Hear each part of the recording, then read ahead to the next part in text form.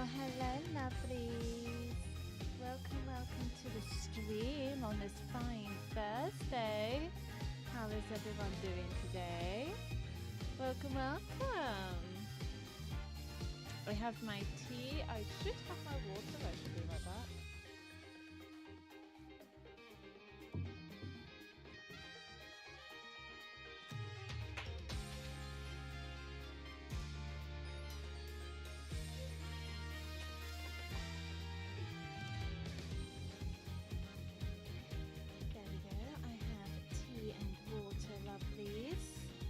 But yes, it's time to play some Ace Attorney. I think we are at the final stage of the special episode, so I'm gonna go straight in.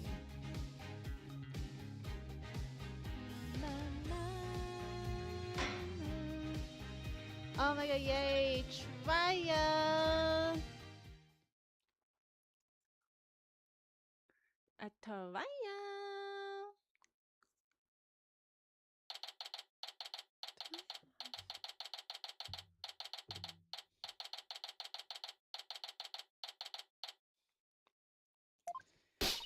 Oh, whoa, that is a jump scare. What? The ship's doctor and Azura were romantically involved? Oh, I forgot about that. To be fair, though, the doctor has some nice rough edges to him. It's the doctor, isn't it? Well, that's my theory, but I don't actually know if it's really true. Azura would never get involved with that cod-off ship's doctor. But I do admit, they were friends. What would Azura send Miss Dr. Crab videos, I wonder? What kind of videos? Wait, have I missed something from the last stream? I'm not entirely sure. Videos? What do you mean? Azura used to send her boyfriend videos of herself teaching the orca tricks. Oh, that fuck.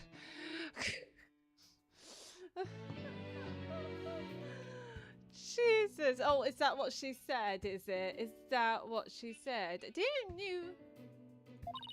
I used to help Azura take the videos on her TV phone. It's just getting worse and worse. This is an interesting bit of information. Yeah, tell me about it. TV phone update. Summers's boyfriend has videos of her using a whistle to make the orca do tricks. Oh, Azura Summers. Let me have a look. Just get the last name right. Azura Summers. Alright, just say Azura. God damn it. So TV phones can shoot videos too, huh? My dumb phone sure can't. Wow, this is a old school. These TV phones are amazing. They can even record sounds you and I can't hear. All the equipment we use at Ship-Shape Aquarium is high-tech. God, this was high-tech back then. My goodness. The ship's doctor sent away for all kinds of electronics. So all the high-tech stuff is Dr. Crab's doing, huh? Anyway, I still highly trout. Is that supposed to be doubt? I still highly trout Azura's boyfriend was the ship's doctor. But Dr. Crab found a charm yesterday, and he was really shaken by it. Charm?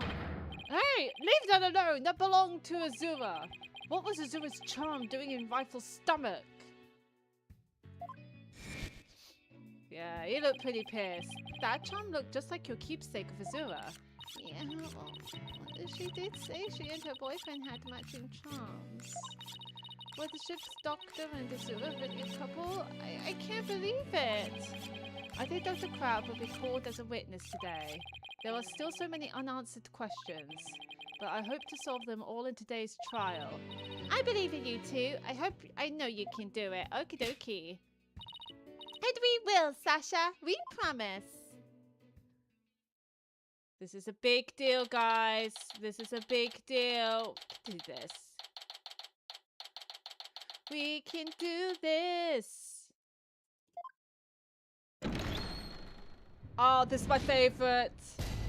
All rise. Court court is now in session for the trial of Sasha Butler. The defense is ready. Ah! Oh, fuck off.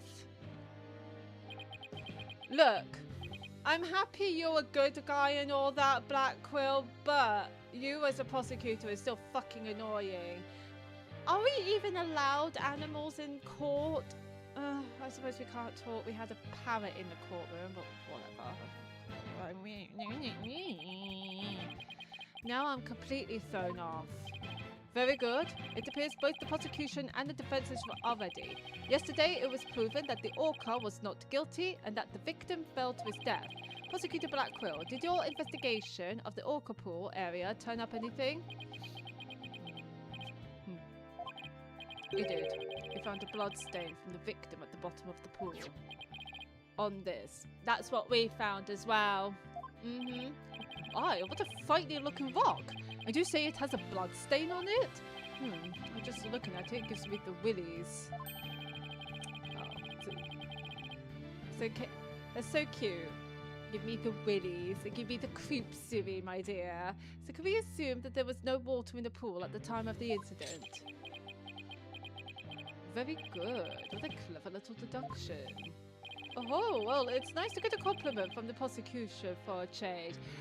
Sweetie, I think he's being sarcastic. Prosecutor Blackquill has completely tamed the judge with his carrot and stick approach. I guess I should have bought a few carrots of my own. Your bald head looks lovelier today, my boldness. Right, moving along. I have prepared a witness. Buckler was the only one who entered that room when there was no water in the pool. The witness will prove that. Come to the stand, witness. Righty. The doctor. I am quite attracted to him. I think he's attractive. Name and occupation.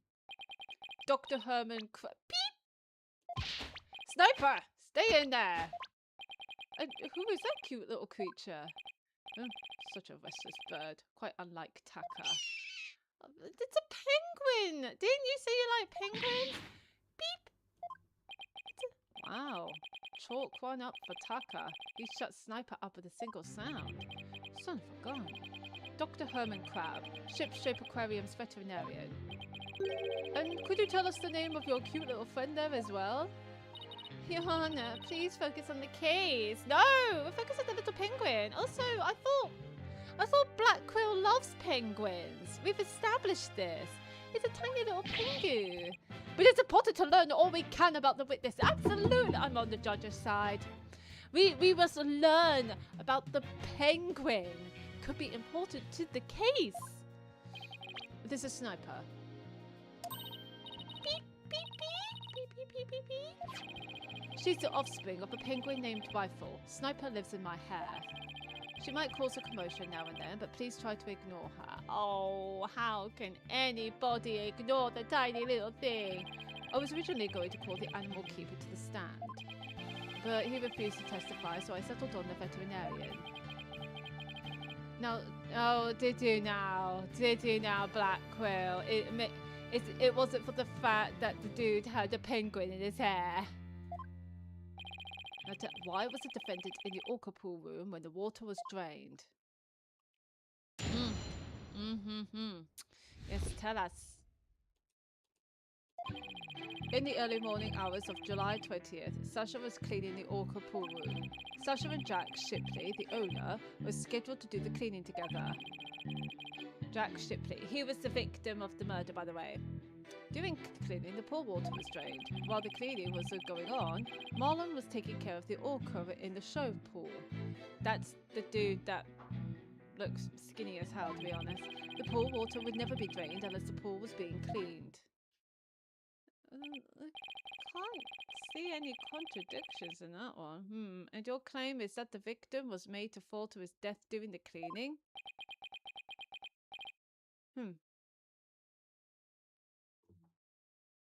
Be right back.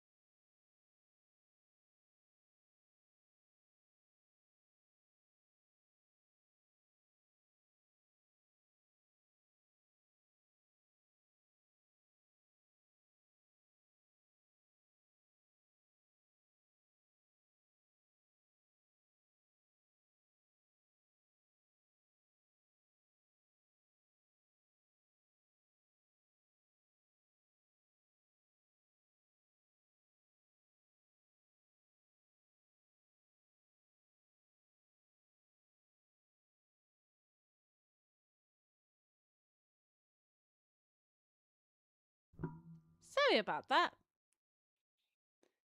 Just talking to the... I was about to say boy, but me fiance. Alrighty then. Only Buckler and the owner had a security card necessary to enter the Orca pool room. That was explained in the last stream. That's perfectly fine. And we all... Oh, you know what I did do? Sorry. I'll put this on here.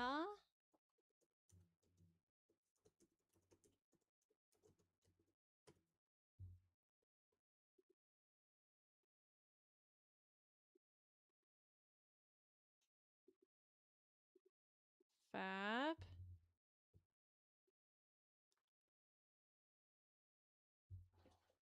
We already know from the security company's record of card usage that the defendant was in the Orca pool room during the time of cleaning. The witness's testimony and the record of security card usage are conclusive evidence. Alright, so no one beside the defendant was at the scene and the water in the pool was drained. Uh-oh. No, that doesn't look good. So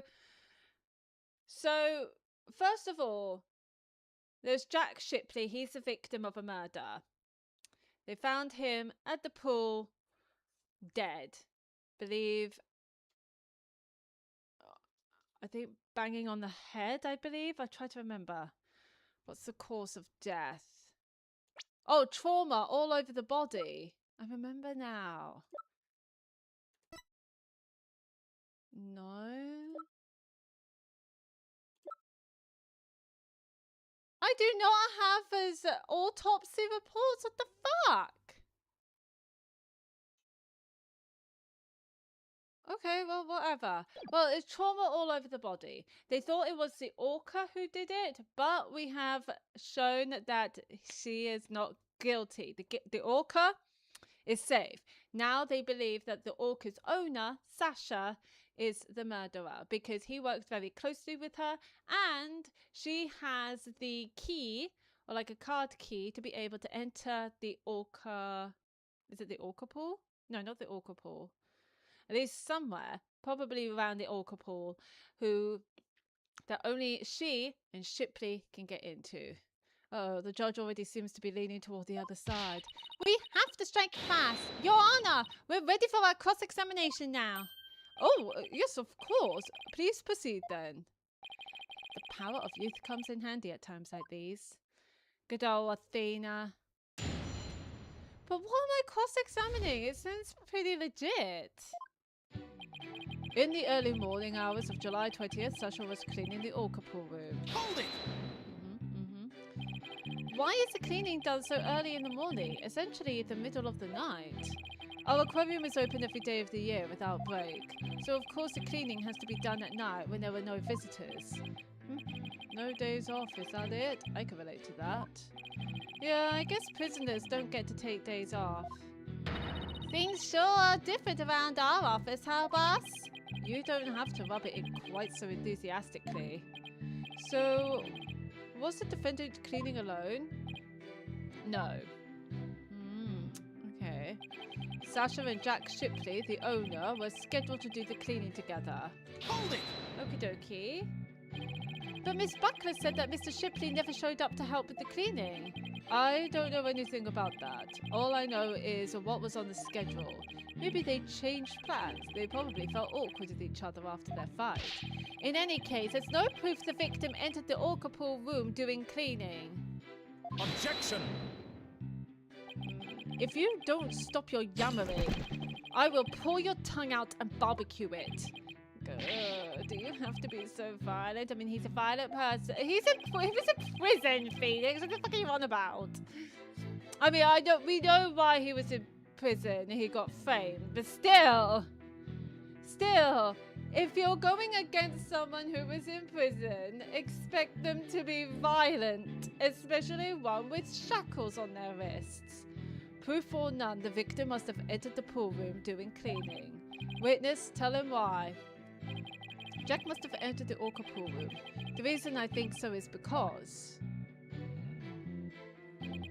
the record of card usage shows that Sasha entered the Orca pool room. Hold it! What's that got to do with... Don't you mean to say that the record shows both of their cards being used? No, only Sasha's, but they must have gone in together. Jack's body was found in that room, so that's the only logical explanation. Oh, how have I not missed that with the way he pokes his eye? We talked about this just yesterday. What purpose does that brain of yours serve? What purpose does my brain serve? Absolutely nothing. I just yammer on and on and on and on and on. You're even more bird brain than rifle. Objection! Yeah, well, your head is a nest. Witness or not allow birds to be belittled in my presence. Limit your disparaging comments to the defense alone. Yeah, he loves birds. So I get disparaged either way. Great. Wait, hang on a second. You were just shitting on a little baby penguin in his hair ages ago. A minute ago. Bird lover, huh? I guess we're not destined to become best friends. That is fine. All I need is for you to talk about the state of the scene during cleaning. Alright, fine. But Sniper is so cute! Oh, I don't know. I think the two of them are made for each other. Yeah, that's what I thought. During cleaning, the pool water is drained. Oh god, he made a lot of statements, didn't he? Hold it! So the cleaning is done with the pool drained of water? That's right. Okay. They use a hoist there to lower themselves to the bottom of the pool. They could do regular cleaning with water in the pool, but this was an intensive session. I never cleaned my own lab, however. Don't you think it might be due then? I guess I can't talk though. Hi Gloopy, welcome. I am doing good, and so is my fiance. How are you doing, lovely? Well, Sasha and Marlon come in and clean it for me on occasion, but I'm too busy myself. I have animals to look after, like this one for example. Such an adorable little creature. It lends cheer to this bleak courtroom. Your reaction to Taka was very different, as I recall. Yeah, well, Taka keeps attacking people, but my dude. Oh, Taka is a fine bird too, of course. Please continue, Dr. Crab. Quickly, now. As I was saying, Sasha was cleaning the orca pool room. While the cleaning was going on, Marlon was taking care of the orca in the show pool. I think we knew that. Hold it!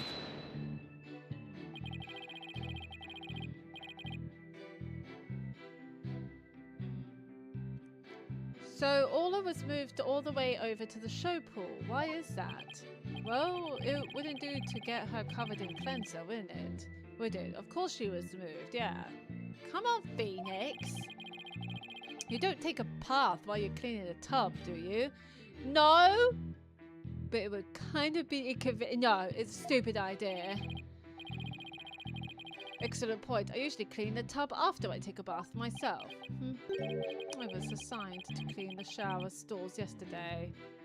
Oh, God. That sounds like Pain Blackquill.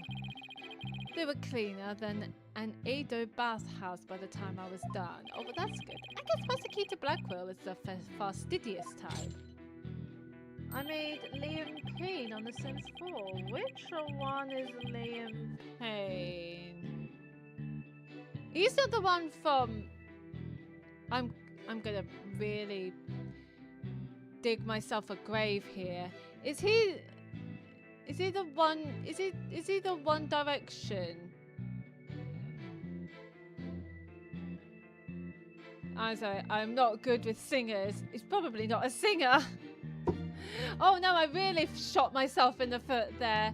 I'm sorry, I have no idea. I presume he's a One Direction member. I polished it so well. I bet the inmates are slipping and sliding all over right about now. Maybe he's not so much the fastidious type as the prankster type. So somehow I don't think that's it either. Anyway, cleaning the orca pool is just like cleaning a tub. The pool water would never be drained unless the pool was being cleaned. What's that evil smirk there, my dude? Hold it! There's no possibility it would be drained at any time other than doing cleaning. None. Huh. Shut down with a single word. Well, what else would they drain the pool for? Wait. He was a member of the band One Direction. I thought so. I thought the name sounds familiar. Huh. Why are you so certain? Think about it. If the pool water was drained, what would happen to the orca? The poor thing! Whose side are you on, Athena? Exactly, young lady. Without water, Orla would be alright for a short period of time. But anything longer than that would pose serious risks. She could even die.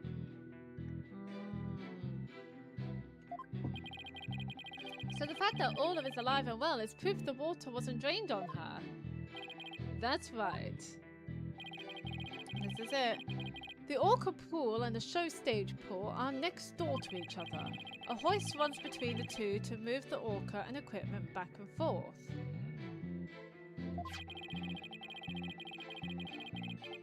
When the intensive cleaning is done, the orca is moved to the show stage pool first. So the water is only drained while the pool is being cleaned. Please add that information to your testimony.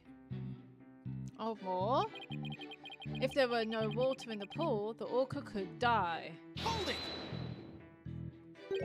I guess you're right. Son of a gun. Then why did you harp on it so? But the defense loves to make a fuss over nothing. You do like to stir up trouble, don't you, Mr. Lawyer? Oh god, I'm only just doing my job. Just like this one. Aw, you're comparing me to a little pengu. Beep beep! How rude! Don't compare Mr. Right to Sniper. Granted, his suit may make him look like a little penguin. See that. I wish Sniper and Miss Baby Chick would both stop all the beeping and jeeping. Miss Baby Chick? How dare you? No, wait! That actually sounds pretty cute! Wow, he just got away with calling a young woman a chick in court! Oh no, sorry, that's so funny!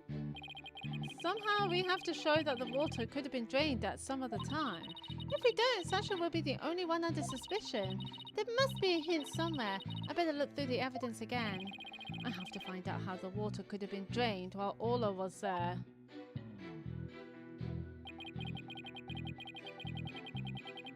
Let's have a look.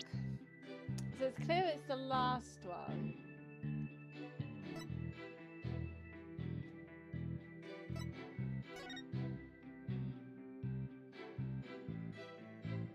Oh, ceiling to pool bottom is 100 feet. Blow to head after received death.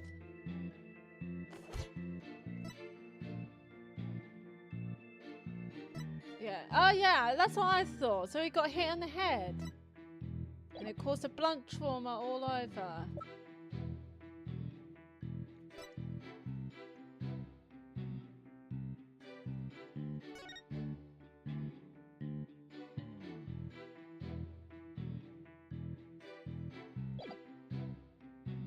Oh yeah, because of the blood stains on the orca. I remember this.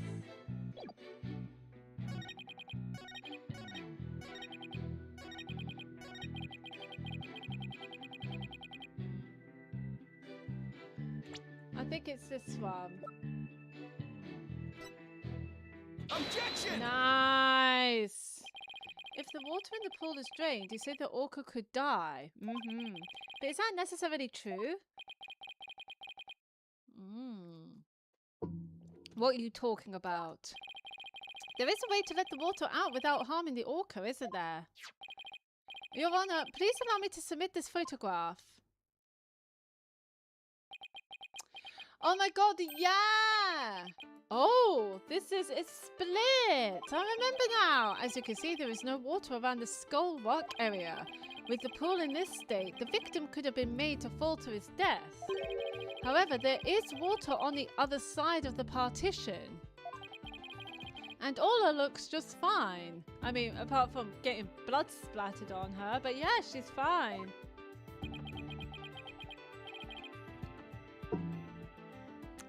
Son of a gun.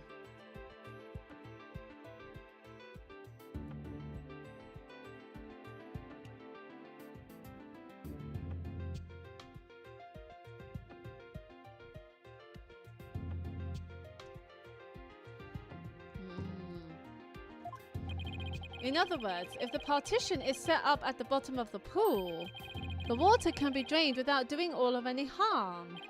Are you implying the water could have been drained at a time other than doing cleaning? Yes, there is that possibility. Dr. Crab is shaking. Looks like he has something to hide. Could it have something to do with the calendar note about meeting with the victim? It might. I'll submit it to the judge. Your Honor, please take a look at this calendar. Oh, we're submitting a lot. Ah, you waved that around in court yesterday. No need to drag out your souvenir today. Actually, I would like you to make note of the entry for the day of the incident. Let me see here. Meet the captain at the orca pool at 7 AM. This note is about a meeting planned with the victim. What? The defense would like to argue that at the time of that meeting, the pool may have been drained of its water.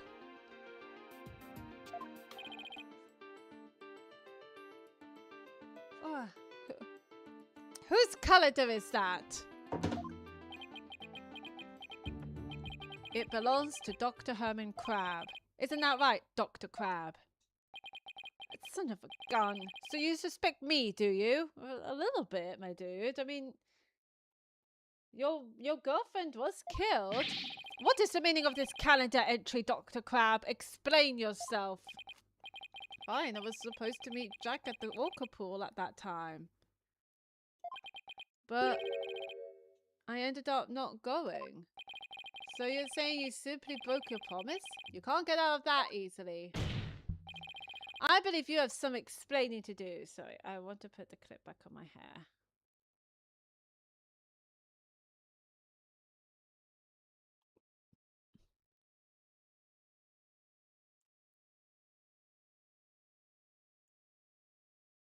I don't know if that's... Okay, what do I have to do? We have some explaining to you to do, Doctor. Objection! Your blade is sharper than I thought. Right, Donald? Oh, thank you. Oh my god, a compliment. Oh my goodness.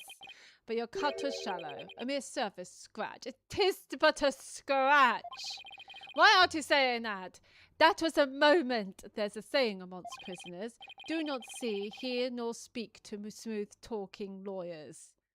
Really? Is that what prisoners have been saying? Any prisoners watching me? Well, I kind of hope not. But anyway, do you guys say that? Is that a saying amongst the prison world? Do not see, hear, nor speak to smooth-talking lawyers. Well, first off, you're a smooth-talking lawyer. Second of all, Phoenix is not a smooth-talking lawyer. I was going to say that out front.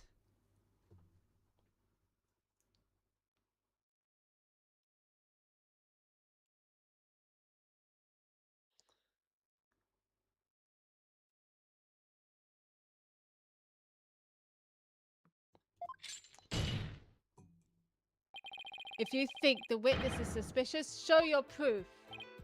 The calendar alone isn't good enough, huh? I have to prove the victim could have fallen to his death at that 7 AM meeting. Let's put our heads together, boss. The victim could have fallen doing cleaning when the pool was completely drained. Or using the partition, it could have been at 7 AM with the water partially drained. What would be the major difference in circumstance between these two possibilities? What circumstance was different? The answer could really tell us something. What circumstance was different between the two possibilities of cleaning and 7 AM?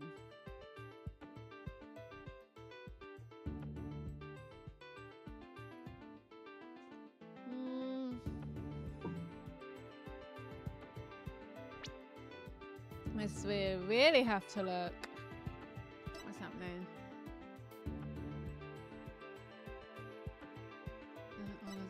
Anything? They're rhymeses, but there's something odd about them.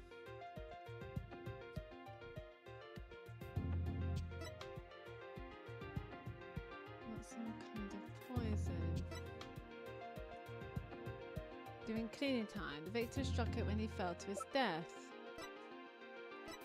Is it nothing? Oh wait, Shipley's walkie-talkie. Oh no, that's just that. Okay. That's just a show song. We're not going to see these videos, are we? What's this?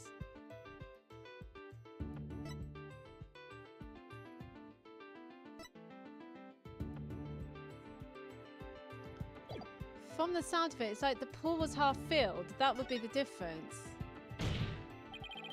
If the murder was at the time, other than doing cleaning, the pool must have been half filled.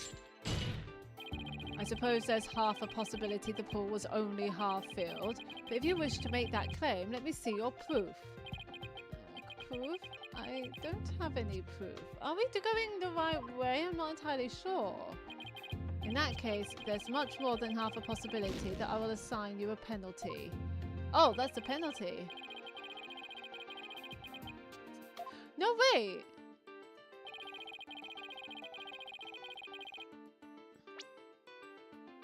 When was Orca in the showroom?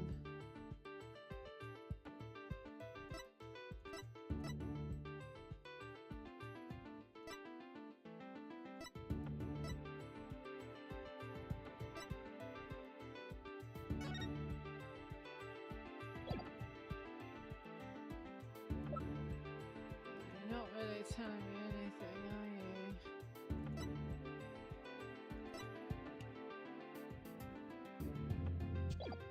We just have to... The Orca must have been there because blood was splattered onto her. If the murder occurred at a time other than doing cleaning, the Orca must have been there. Oh, you're right. And that would mean that Orla witnessed the murder. Great, so we're going to get Orla to start talking. Talking Orca. What's this? You're sheathing your sword so soon. Stop yammering to each other and show me how you wield your sword. All right then. My sword is poised and ready. Well, Phoenix, just get to the point. Come on, Phoenix. If the murder was committed at a time other than doing cleaning time, then Orla must have been present at the scene. If I can prove that the murder happened right in front of Orla, then I can prove that Miss Buckler is not guilty. But blood was splattered onto her.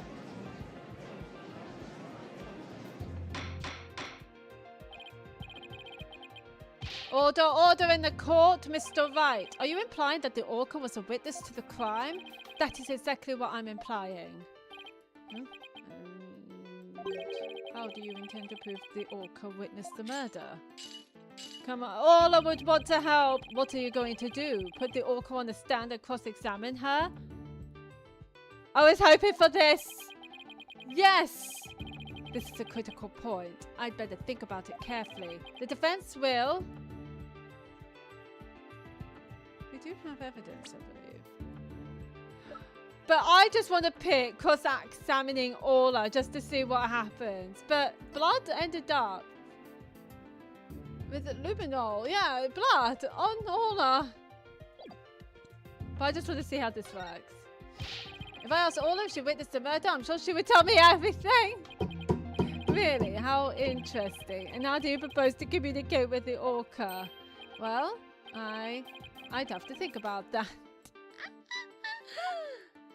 Hello. Oh no, but I want to cross-examine the Orca. That would be unlike some birds. An Orca is incapable of human speech. No, I'm afraid I cannot allow you to cross-examine a creature that cannot speak, unless the defense has some other way of communicating with the Orca. I will present evidence. I'll be boring. I'm afraid I don't, Your Honor. I guess that was a silly idea. Please let me try again, Your Honor. The defense will present evidence. The defense will present evidence. Evidence that will prove Orla witnessed the murder, which will be the bloodstains. You're going to present evidence? Knowing the defense, I thought surely you would try to cross-examine the Orca. That's what I did. Oh, fab. I must say I'm a little disappointed. Aren't you and me both? I can't cross-examine the Orca. I can't have him clap. That would be sick. Geez, sorry to get your hopes up, Your Honor. You got all of us hopes up, Phoenix. Very well, let's see this evidence then. What evidence shows that the murder took place right in front of the orca? It's the picture again. The picture. The blood on the orca. The photo indicates where we discovered luminol reactions yesterday. By accident, we got some of the luminol testing fluid on Orla. We were then very surprised to see luminol reactions on Orla's body. Objection! So what of it? There's nothing odd about that. It's nothing odd about finding blood on an orca.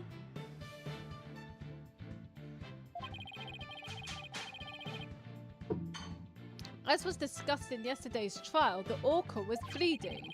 Traces of the orca's blood were also found on the skull rock. The orca must have injured herself when she rammed the rock.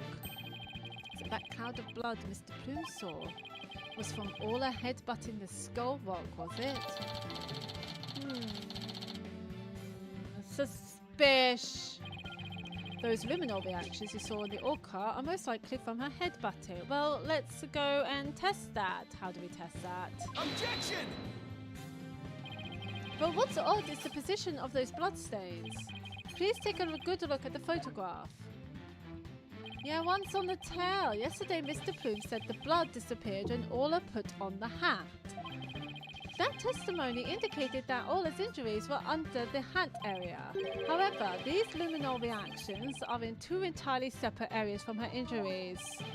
These bloodstains can't be Orla's own blood from when she was headbutting. Then where did the blood come from? From the victim. It's my... Dan. So we thought the orca killed the owner of the aquarium, but we proved that that she's not guilty, and now we're blaming the owner of the orca for killing the owner of the aquarium.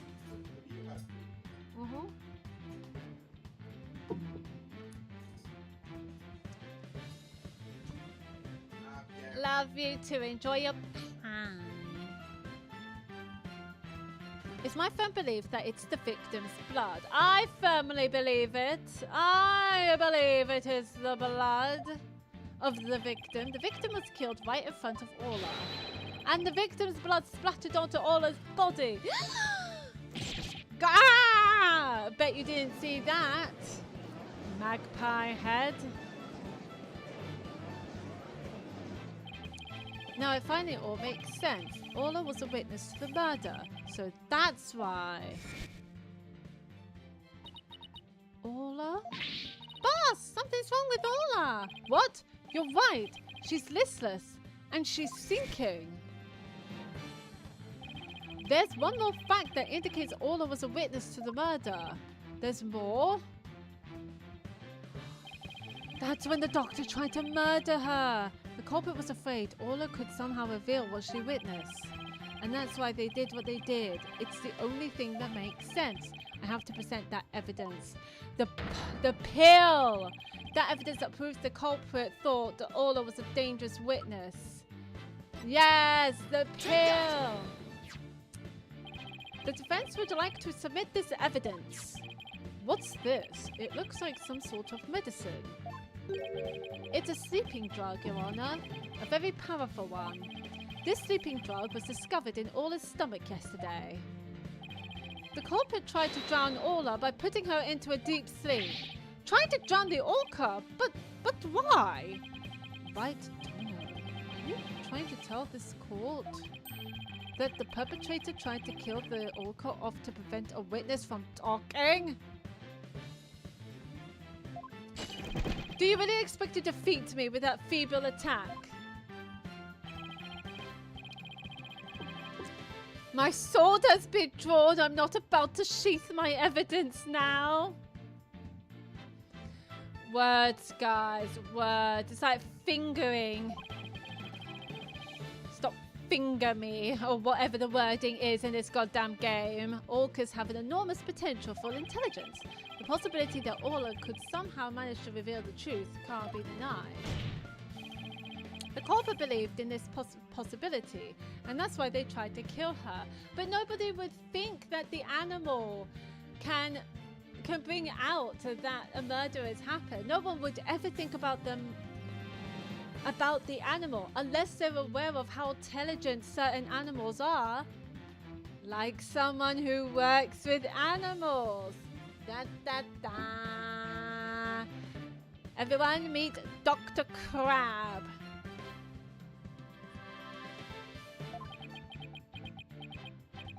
Dr. Herman Crab, you purchased a sleeping drug, didn't you? What? Does this mean the veterinarian tried to do away with the orca? Not stand for it! Who but a veterinarian would better know how to disguise an orca's death? He could even prevent the police from examining Orla's body.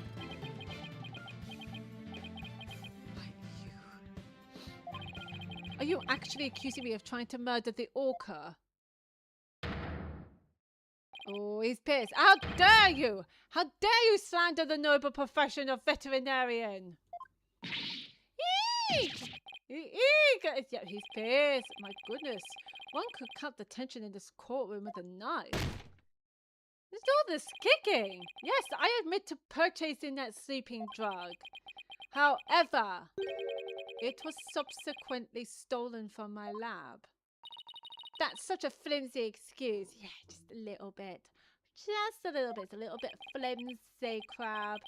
Look, Crab, you're handsome, okay? I want you to not be guilty, okay? But you're not doing yourself a favor here. Like, come on, my dude. It's the truth. What else can I say? Any one of the crew members could have entered my lab. Wait. Why does the orca pool need security but not a fucking lab? Wait. I thought access security for a lab is like security 101 because, you know, chemicals, medicine, powerful sleeping drugs, animals that could potentially harm you because they're anxious of being in a fucking lab. How can anyone walk into a lab? I'm trying to understand that. Me not understanding. I guess that weakens my evidence quite a bit, but it does also weaken him being a veterinarian or not making his lab secure.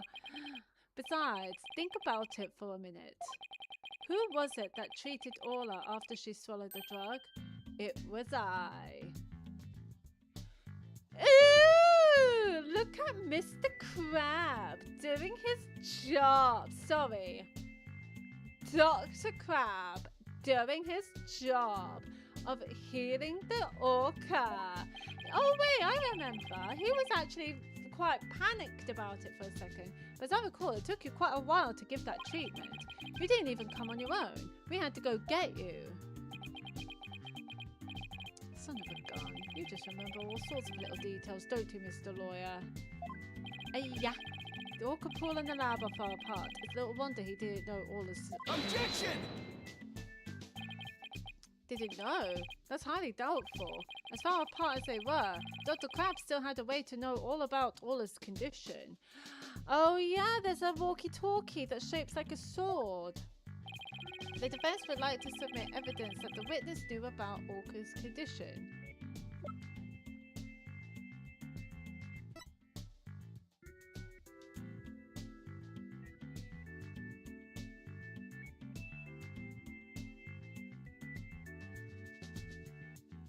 Must be this one. Take that! Yes, the torpedo. You just had to bring that up, didn't you? With this advanced data system, surely you would have known all his condition. Objection! Wait, just 1 minute. What is this torpedo? Dr. Crab, how dare you bring a weapon of mass destruction into my courtroom? Oh, good old judge. We love the judge. Don't we love the judge? I love the judge. The torpedo, or tele-observation, real-time, pertinent data organizer, that's quite a mouthful, is a data system. Until yesterday, only Dr. Crab and Mr. Shipley knew about the torpedo. Is it just me, or does this soundtrack remind you of Persona a little bit? It has that Persona vibe.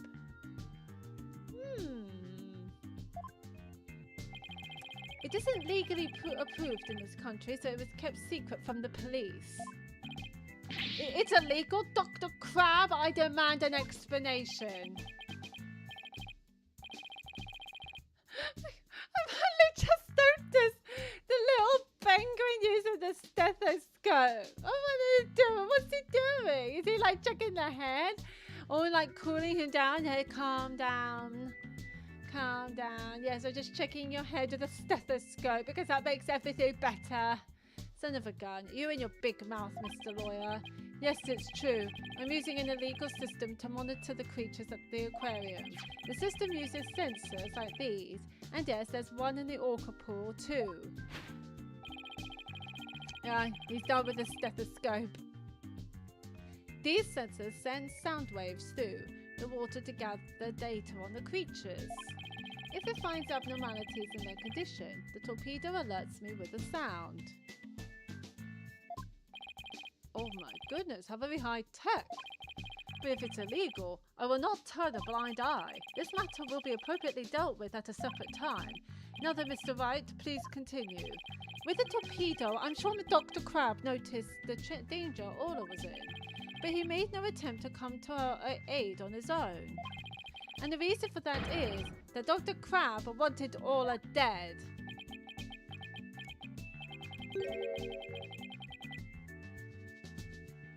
The torpedo didn't give me a warning message. That's why I didn't know there was anything wrong with Orla. The sensor in the orca pool wasn't working during the police's investigation. Objection! Yeah, wasn't it eaten by rifle? The mother penguin? Can you prove that statement?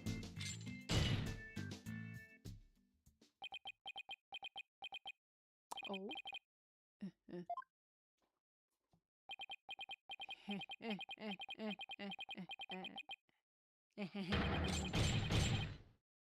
Why are you fucking laughing? Like, even the bird is laughing, the little bitch. What's with him?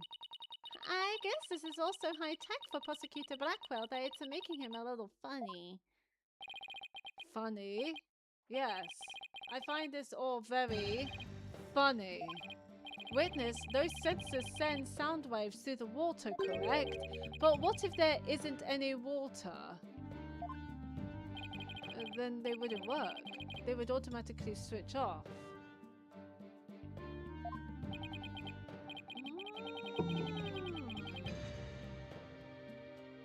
I see. Where is the sensor in the orca pool located?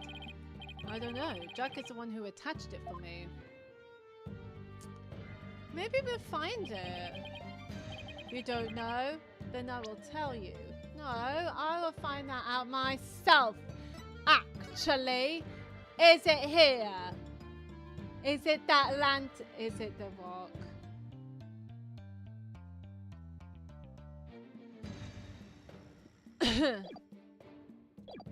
You will tell us? The police found a sensor just like the one you just showed us. Ooh, they found it attached to the table at the bottom of the pool. Table? Do you mean the table in this photograph? This one? That's right.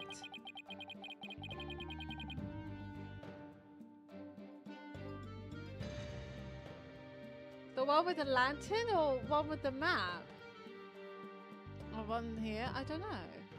Don't you get it yet, right, Dono? The table is on the skull rock side of the partition. It's affixed to the bottom of the pool and can't be moved. Oh, and so if the water was drained from the skull rock side of the pool, precisely, without water, the torpedo sensor would not work.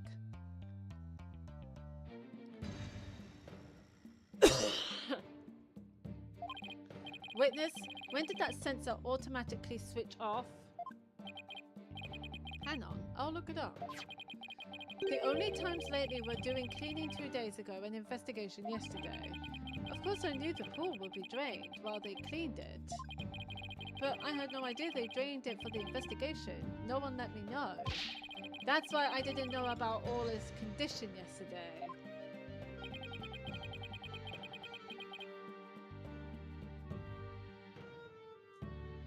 So Dr. Crab really did want to save Orla? Like, he seemed kind of panicked. Did you hear that right, Donna? Yes, the water can be drained without harm to the orca if the partition is used. But if the water is drained from the skull rock side, the sensor turns itself off. If the sensor was always on except during the cleaning and the investigation, it means there must have been water in the pool at all other times. It was never drained. In other words, no one but the defendant could have committed the crime. So we either choose the doctor or the or Sasha. Okay, order in the court. This completely shatters the defense's argument. But the fact still remains that Orla was nearly killed with Dr. Crab's sleeping drug. Objection!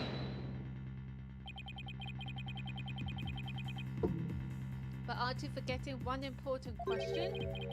When was the sleeping drug given to the orca? You're right, that hasn't been discussed yet, has it? No, it hasn't. The orca pool is the scene of the murder. The police were there all day yesterday. The only way to give the drug to the orca undetected is to put it in her food. Yesterday, someone gave the orca food during the trial. It was rhymes! Someone did? I'm afraid I don't remember that. You don't remember? You're not that old yet, are you? It was the defendant, Sasha Butler.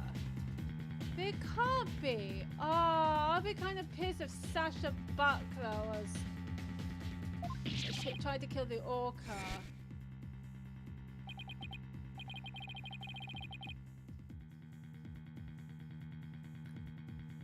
So that is the orca that stands accused, is it? Oh, victim killed. Oh, she's waving her flipper at us. Maybe she's cheering us on. Hola, wish Phoenix and Athena luck.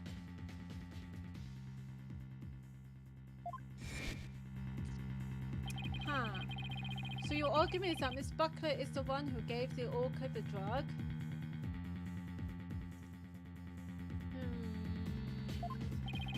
The prosecution's argument hasn't changed.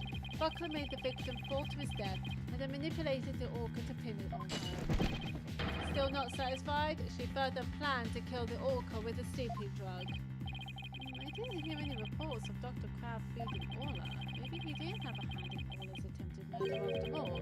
But is there anybody else who could have feared Orla besides Sasha? Yes! That boy! If it's true the defendant is the one who fed the sleeping drug to the orca, then that places even more suspicion on her than Objection! ever. Yes, objection! The defense objects to the prosecution's claims. Well, you still haven't admitted defeat. Prosecutor Blackwell?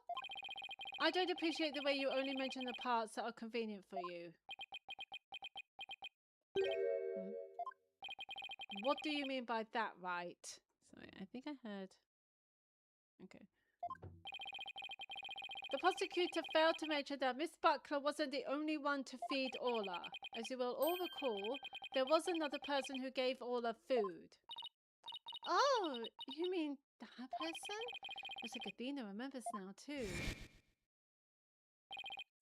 Congrats, Sasha! Time to celebrate. Go on, eat up. Ah, oh, what's his name? I'll show you. Him! Rhymes. I thought his name was Rhymes.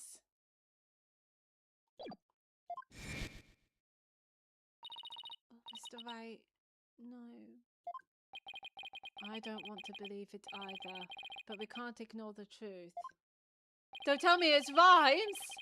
Have I been saying it's Rhymes? It's all, I said that as a joke because he has very weird eyes.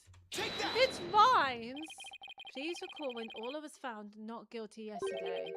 Marlon Rhymes gave the orca a large quantity of food. If the sleeping drug was mixed in with that food, it could be given to the orca without arousing police suspicion.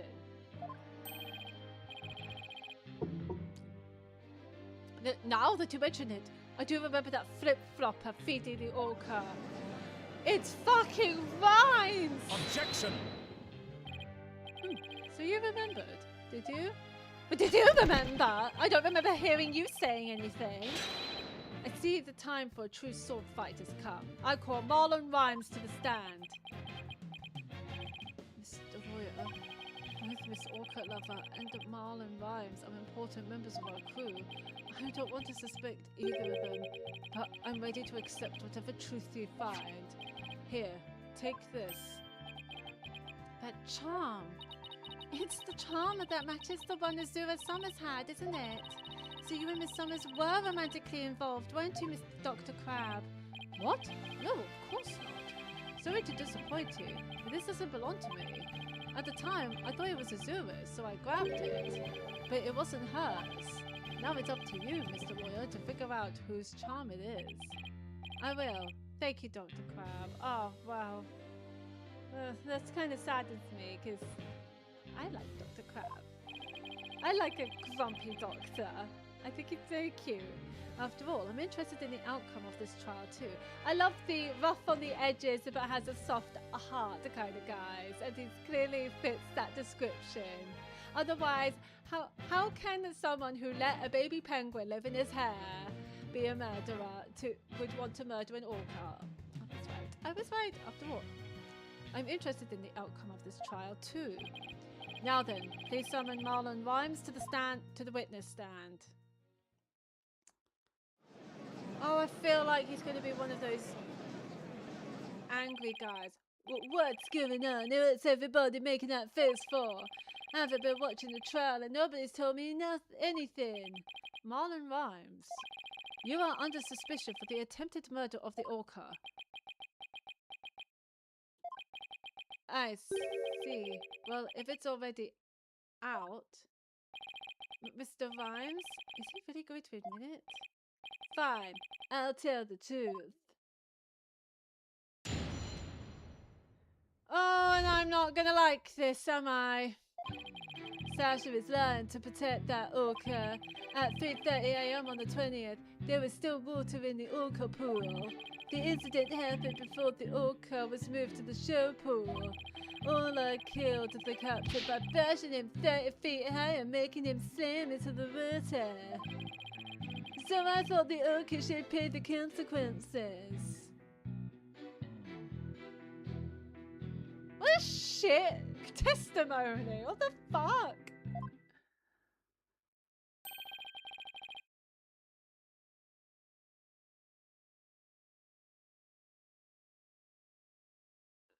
We're there. Now we're back to the orca again. Are we not hearing what we just heard?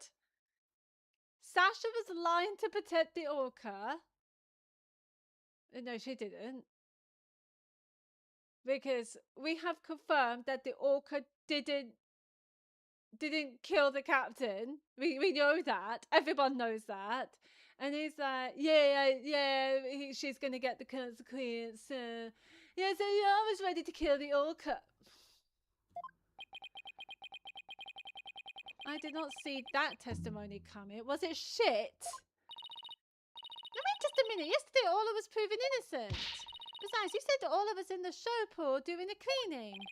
I didn't want to sell Sasha out. That's why I didn't tell the truth. But the fact is, all three of us, the captain, Sasha, and me, were cleaning the pool room. But Dr. Crab and Miss Buckler both said you were at the show stage. Well, the only thing Dr. Crab knew about the cleaning was what I told him. I didn't give him a whole lot of details either. Maybe he misunderstood. And said she was lying to protect the orca. She can't tell the truth. Isn't she like your best friend? He's a shifty bastard, isn't he? Sasha put blood on the skull rock herself to make the fake blood stains. Oh, you mean the fake blood stains that has a reaction to the chemical that Pearl sprayed on? That fake blood stain. Right. Gotcha. Well, Rhymes, you're full of shit. I think it's pretty brave of her to let herself get arrested to protect the orca. Mr. Rhymes, how can you lie like that? It's the truth. Besides, wouldn't it be better if for you if I weren't lying? If the orca did it, you win your case. What? Fuck off. This is all very hard to believe. This is all very hard to hear, but if Mr. Rhymes' story is true, Miss Buckler would be innocent and the orca would be the killer. I mean, if we turned our backs on Orla, we could save Sasha. Well, we're not going to do any of that. Having a witness lie to save your own client? What a dirty, underhanded tactic, right, Donna? I ain't done shit! Objection! Yesterday, the defense proved Orla was not guilty. We have no intention of going back on our assertions now. What are you saying, Mr. Wright? All you gotta do is admit the orca did it and Sasha goes free. He has such a grudge against the orca, doesn't he?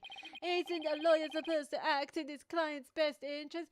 He dated Azura. He dated Azura. The Zora that supposedly had been killed by the orca, so he holds a grudge against her. But that wouldn't be acting in her interest. Miss Buckler believes Orla is innocent. And we, of course, believe that Miss Buckler herself is innocent too. Acting in the client's best interest is an important part of our job as lawyers. Using dirty means to win a verdict would destroy our client's faith in us. That's right. We believe in both Miss Buckler's and Orla's innocence. Huh? I just don't understand how you can treat a human and an orca equally. Don't you love animals? We got it on the court record. Look here. He loves animals. Ah, what are you saying? Sasha or the orca, you can only save one of them. Ha ha ha! I don't know about that one, Chief.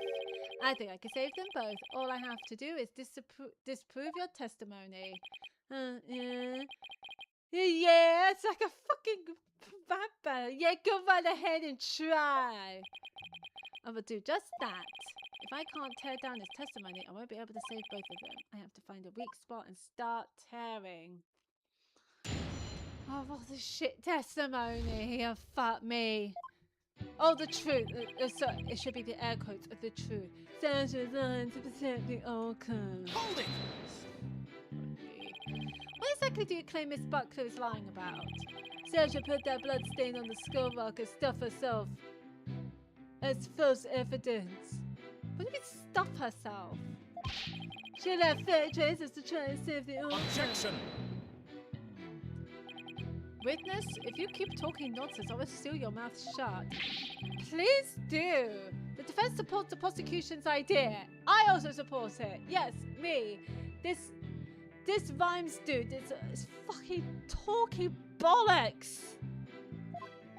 But Mr. Raymond testimony helps the client. You ought to be happy.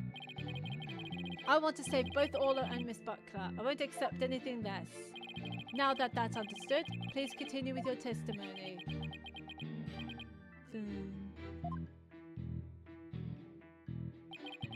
At 3:30 a.m. on the 20th, there was still water in the orca pool.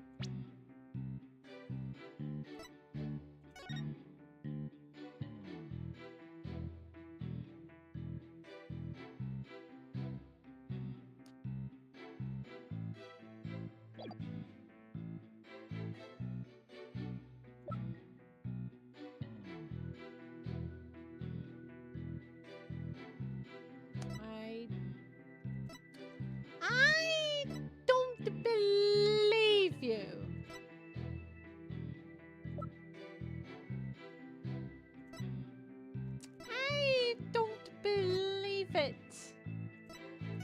Doesn't it say here? Time of death from 12 to 10 a.m. on July.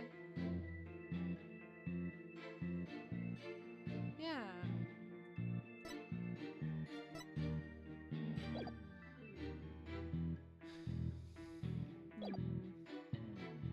Hold it! When the victim was killed, how much water was in the pool? It was before the pool was drained for cleaning, so it was full. You went into the orca pool room and saw this yourself? Dr. Crab said that you were at the show Objection! stage. Yeah. But it's possible that Dr. Crab was misinformed or that he misunderstood. That true. The witness already explained this. Why are you talking this meaningless tack? Why are you taking this meaningless tack? I thought he called rhymes a meaningless tack. If you want to play games, Tucker here would be more than happy to play with you. We better be careful how we press the witness. Tucker is watching us like a hawk. Witness, continue. The incident happened before the orca was moved to the show pool. That's true. Because there was blood all over the orca, so that's fine. That's fine. That's a fine statement. So you say the incident took place before the cleaning began? Yeah, I guess so. The captain, Sasha, and I were going to do the cleaning together. It's much more efficient than trying to have just one person do it alone. In the defense's case, however, more lawyers means simply more lawyers, nothing more. What? You want to talk, or you have on your side is a cantankerous bird? What about me? I'm up here all alone? Are you people done? You need a witness to keep you focused. For shame, I don't know. Hey, I was the only one who kept my mouth shut. Anyway, the incident happened in the orca pool before the cleaning got started. Ola killed the captain by bashing him 30 feet high, making him slam into the water.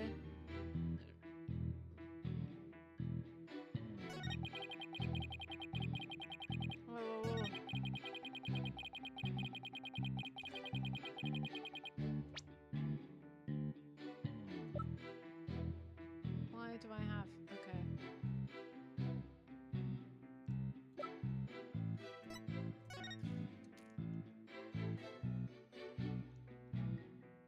Thought to be from 65-foot fall into pool. Ceiling to pool bottom is 100 feet. Okay. Hold it! Can an orca even do that? Send a person flying up into the air like that? Yep, of course. I've seen orcas bash and seal 60 feet into the air. So naturally, Orla could do that to the captain too. What a frightening thought. And you mentioned it so casually, Mr. Rhymes. It's called psychopath. Look at his eyes. Well, what else could I say? It's the truth. Mr. Rhymes is claiming that Orla killed the victim by sending him flying into the air.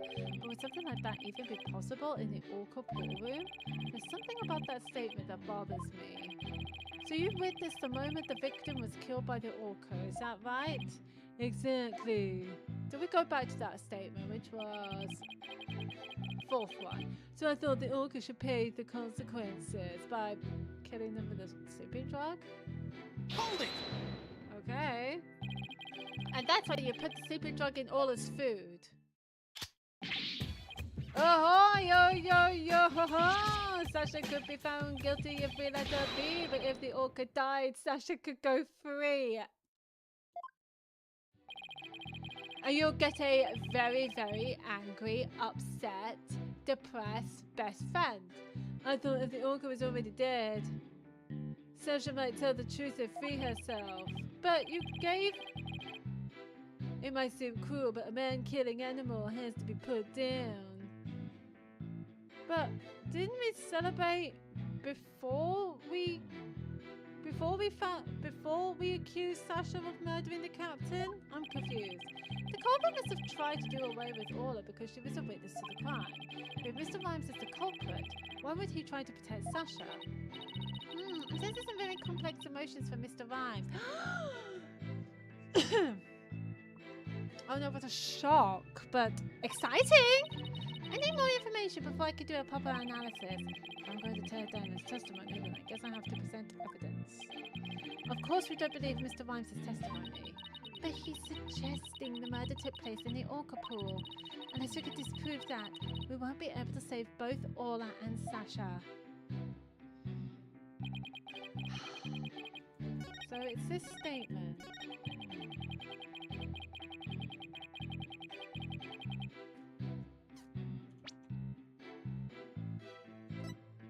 Can we have a look at this? That's the orca.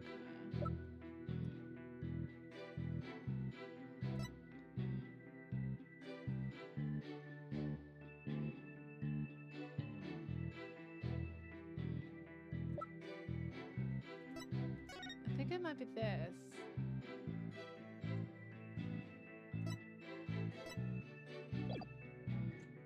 We'll give this a... Objection! Yes! Nice. When lies are piled on top of each other, contradictions start to emerge. This time is no different. Are you saying there's some kind of inconsistency in my testimony? Yep, that's exactly what I'm saying. You claim that the victim was sent flying about 30 feet into the air. But the autopsy report shows the apparent cause of death to be from a 65-foot fall. What? Additionally, in your testimony a moment ago, you said at 3:30 a.m. on the 20th, there was still water in the orca pool. With the pool being 65 feet deep, there's only 30 feet between the water and ceiling. If the pool was full of water as you claimed, it would be impossible for the victim to fall about 65 feet as the autopsy stated. You are so fucked. Mr. Vimes claimed he was in the orca pool room so he could make these statements. But the truth must be he was at the show stage, just as Dr. Crab and Sasha testified. I believe that brings us back around to the orca didn't do it. I didn't believe the witness's testimony from the outset. No one did, Blackwell. You're not the only one. I am grateful to you, Dwight Dono, for shutting the witness up. As I thought, the only person who could have killed the victim is Sasha Butler. That fact still remains, whether the witness was the one who tried to kill the orca or not. Mr. Vimes was right about one thing. His testimony was advantageous to our case, but pointing out the contradiction in his statement will only drive us into a corner. What else can we do? Oh, Mr. Vimes, what are you doing? As Prosecutor Blackwell said, suspicion against Miss Butler is now deepened. Uh-oh, if I don't do something fast, the judge is going to find Sasha guilty. But I wanted to shut him up. Mr. White, isn't there anything we can do? There has to be a way to prove Sasha is innocent. At a time like this, the thing to do is turn my thinking around. Instead of trying to prove that Sasha couldn't have done it, I have to think about what made it possible for somebody else to have done it. Are we talking about killing the orca or killing the captain? As long as the crime scene is the orca pool room, then Sasha is the only one who could have committed the crime. No need for pity, Your Boldness. Just finish him off with a swift verdict. It appears the defense has no objections. Very well, I will give my verdict. I'm still thinking! Your Honor, please hold off on that verdict. But you were so quiet, Mr. White. Do you have something to say now? The defense has a counter-argument. You do? I do. Yes, of course I do. Yes. I have a counter-argument. Pitiful. Such desperation. Well, it helped. It worked out for me so far. Shut it.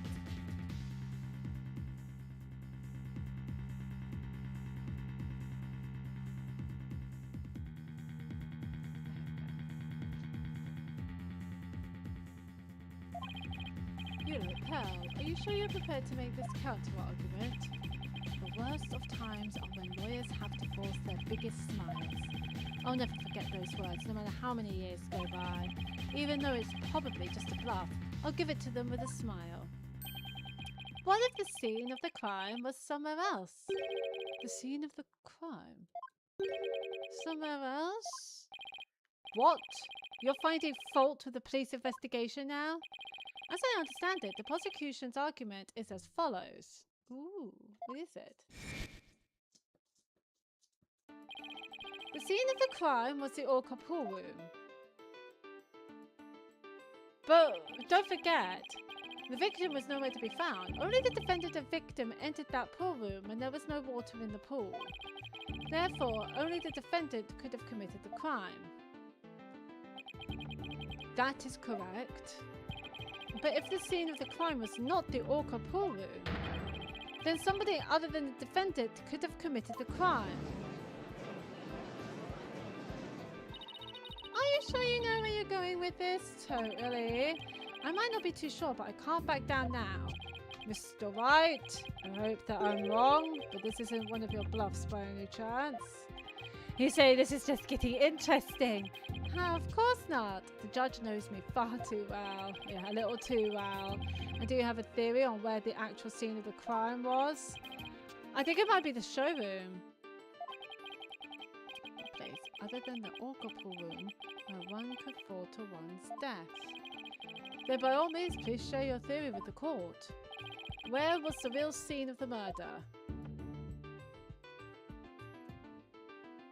Take that! The show stage pool might have been drained of water at some point as well. And if so, it would be just as possible to fall to one's death there as the orca pool. I don't know. What you're doing is a disgrace to your profession. I sincerely hope you have some basis for what you're suggesting. Of course I do. I will as soon as I think of something. We'll think of something. Well, we got the fingerprints on the ladder to think about. The victim's body was found in the orca pool. How do you explain that? It was moved? People do move bodies? Objection! How about if after the victim was killed in the show stage pool, his body was moved to the orca pool? How about if... What kind of presentation of your argument is that? I mean, it's got a point. You better have a reasonable explanation of how the body was moved. There's no turning back now. I have to think of a way the body could have been moved. Was there something at the scene that could have been used to move the body? Yes! This! Take that! The hoist runs between the orca pool room and the show stage. The stretcher can be hung from the hoist to move things like Orla or the skull rock. The stretcher could also have been used to move the dead body. Yes, if the stretcher can move the orca or the skull rock, it seems likely it could also move a dead body as well. Wow, somehow that worked. I just might be able to pull this off. What? If the show pool was the scene of the crime, somebody else could have done it. Objection! You desperately spew conjecture, and now you even make up a crime scene? Look, we're trying here. Not again! You don't have the soul of a warrior. You don't deserve to be on the battlefield, and even your fabrication is half-baked. It's a disgrace. What do you mean half-baked? The hoist can be operated from the orca pool room only. Well, we're fucked! And the only person who entered the orca pool room was the defendant. So even if the body was moved, the only one who could have moved it was the defendant herself. So that doesn't make any sense. How you move how do you move the orca from the showroom to the orca pool then? Nah, unless I think the showroom has their own hoists.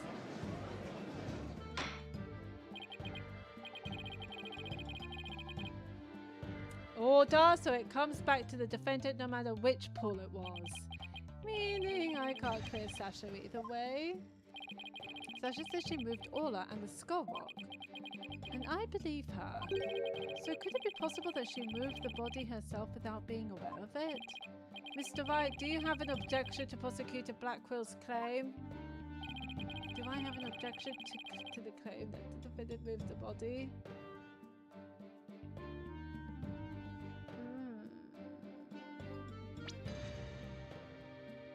I don't think so.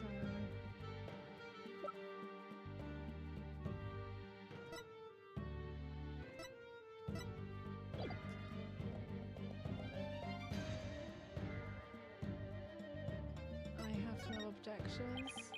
I have no objections. Miss Buckler must have been the one who moved the body. What? Mr. Wright, are you admitting the defendant committed the murder? No. I'm simply conceding that she was the only one who could have moved the body. However, I contend Miss Buckler was not aware that is what she was doing. The culprit made her move it, unbeknownst to her. The defendant moved a dead body without recognizing that it was a dead body. And that is just being ridiculous now. I'm just going by what I think is correct. How could that be possible? The body was found in the orca pool. It must have been moved there somehow. I might find some kind of hint at the thing she moved with the stretchers. The culprit made Miss Buckler move the body along with this piece of evidence.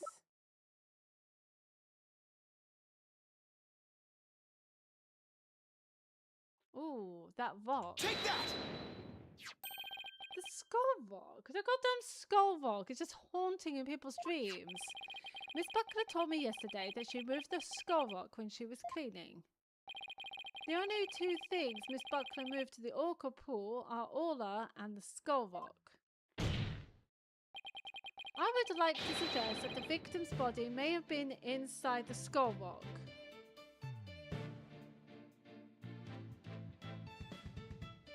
What? What? Hidden inside the rock, the body could have been moved to the orca pool with the hoist. At the show stage, Marlon Rhymes loaded up the skull rock with the body inside. And then he used a walkie-talkie to let Miss Buckler know the rock was loaded. Miss Buckler operated the hoist from the orca pool room and moved the stretcher. She moved the rock without knowing the body was inside. Do you really think there's enough space inside the skull rock to place the body? That's what I was thinking. It seems so cramped. The swashbuckler flyer indicates it could be possible.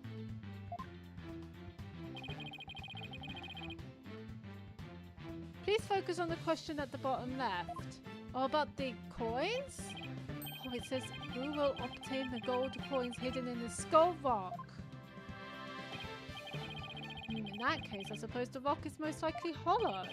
What's more, if the body was inside the skull rock, it explains the remaining unanswered questions, such as... Please take a look at the security footage of the scene Mr. Plume witnessed. Where did the body that Mr. Plume saw come from? Please recall. What was Orla doing to the skull rock at this time? She was headbutting it. Oh, that's right. Orla's ramming released the body from the skull rock. She knew! The body had been placed inside the skull rock and moved there from the show stage. I assert that the real murder scene was in fact the show stage. Silence! What rubbish is this now? You don't have a single scrap of evidence. Objection! I just showed you evidence. It's easy enough to verify what I say. Take a look inside the skull rock for yourself. You should find some kind of proof that the body was there. Blood, fibers, hair. Oh, let's go! Let's go see for ourselves.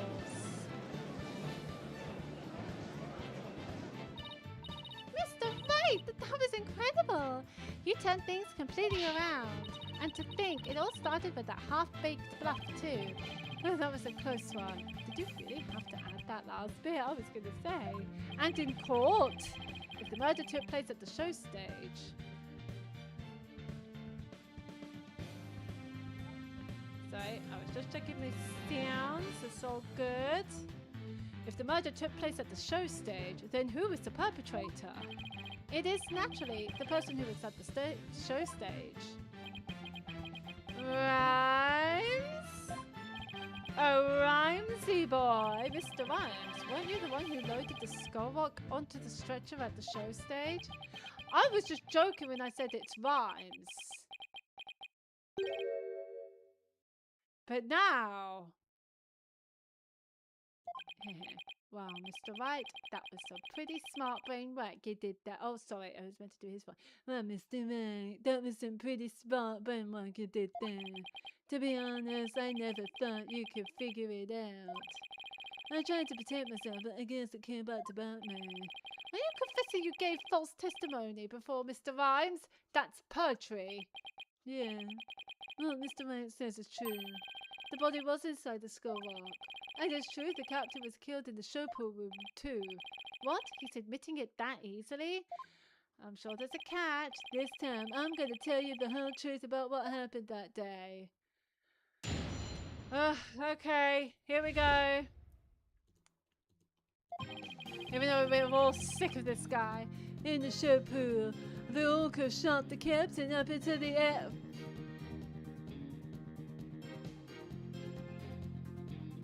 He is so adamant to get rid of this orca. He does not like this orca.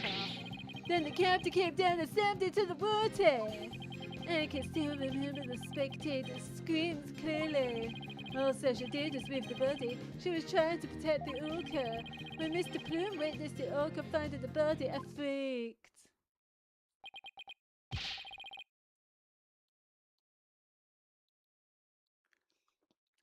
So now we're back to the orca again, I see. He's just so adamant about getting rid of this goddamn orca. It's all about the fucking orca. If you were going to give testimony like that, why did I bother putting you on the stand? All I'm doing is telling the truth. That day, Sasha wanted to do the old version of the swashbuckler spectacular. So I suggested she hide the body in the skull rock and move it to the orca body. I was gonna figure out what to do with the body after the show was over. The orca was the one that killed the captain. It was me and it wasn't Sasha. Oh, fuck off. It was you.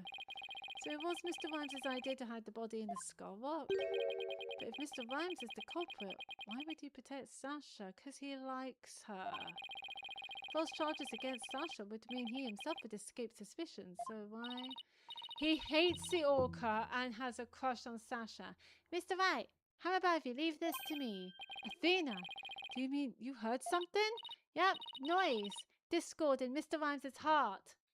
This will prove that I'm fucking right. He loves Sasha and fucking hates the orca. We're gonna see it. Let's go. Let's go, Athena. I love this bit. So that means somewhere in this testimony there's an inconsistency in his emotions. All right, Athena, give him a good counseling session. You got it, boss. Someone being a yandere? Is that what we're getting? Yandere against an orca who didn't do shit. Oh, what's this? What are you getting, Athena? This testimony is pretty complex. Feelings of deep sadness and intense anger are being called up. What did I tell ya? Those two emotions appear to be running out of control. Out of control emotions? Is that going to be a problem? We'll have to probe their cause if we want to get to his true emotions and testimony. Oh no, wait, he can't have a crush on Sasha. I just remembered. I think he's the boyfriend of Azura Summers, the last trainer. Okay. There might even be odd or unnatural spots in his testimony he isn't even aware of. Alright, let's probe for the cause of his out of control emotions then. I'll explain how to probe. Let's find the root cause together. When you see something off in a statement, press probe Q. Next, point to what's causing Mr. Rhymes' out of control emotions. Finally, press probe R to complete the process. When emotions are out of control, memories can be recalled incorrectly. If you still haven't found anything after all the statements and images, I'll help. Great. Alright, wait, isn't that what I've been doing? Alright, I'll get started comparing the statements with the images. Alright, let's go. All right, Rhymes, let's go. You got some explaining to do. Oh.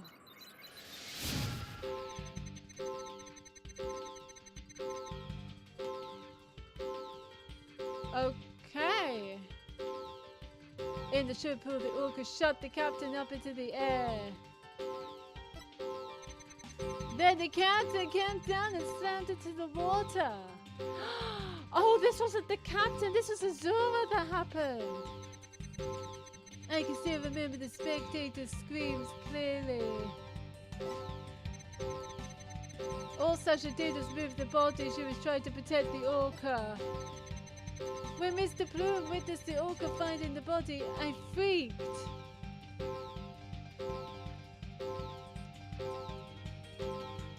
Jesus, this is out of control. What could be the cause of his out-of-control sadness and anger? It'd be hard to find them both at the same time. Let's concentrate on probably just one. He did make one odd statement I was wondering about.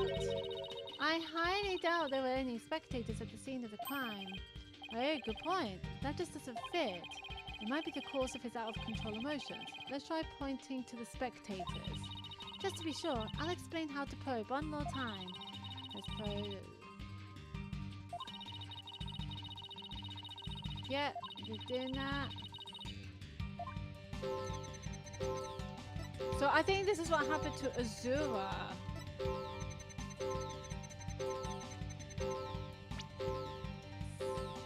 Let's try here.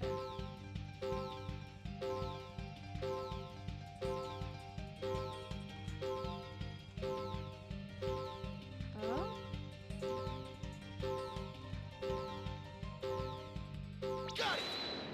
I'm probing the spectators. I doubt there were any spectators there at the show stage when the owner died. If there had been, those witnesses would have told us the true crime scene right away. What? Oh right, of course. I just made a mistake. Okay, that made the sadness subside. So maybe the spectators part was what was making him sad? I wonder why he would make that mistake saying spectators were there. How strange. The only thing I can't think of is that he was mixing up one memory with the other. Like he was in a similar situation before and it was deeply imprinted on his heart. A situation where an orca killed somebody and there were spectators there? Hey, I think I know why he's mixing up his memories. The reason why Mr. Rhymes mixed up his memories is... Take that! That. Mr. Rhymes, I think I know what happened. Could you have been mixing up what happened a year ago with this incident? Maybe that's why you slipped and said the owner was killed in front of spectators? What? How did you... You're right. I did see the orca kill somebody a year ago. But what about it? I was just one of the spectators. Really? Just another spectator? There must be a reason why you feel great sadness about that incident last year. Silence! Oh, shut it! We get to the bottom of this! Stop this nonsensical scrutiny of feelings. Just present evidence to prove your point. I did! Eve! Boss, do we have any kind of evidence that would back us up in here? There is one piece that comes to mind that might explain his sadness. Well, I'm waiting. The charm. Let's see this evidence that has to do with Marlon Rhymes' sadness. Take that! Azura Summers died an accidental death 1 year ago. This is her boyfriend's charm. Hey, what do you do with that charm?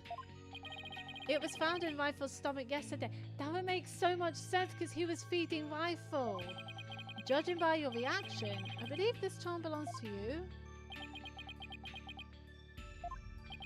I guess I need to push him just a little harder to make him admit it.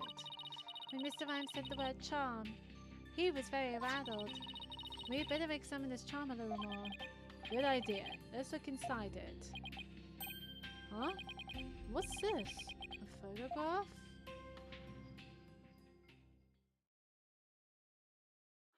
Oh, that's sweet.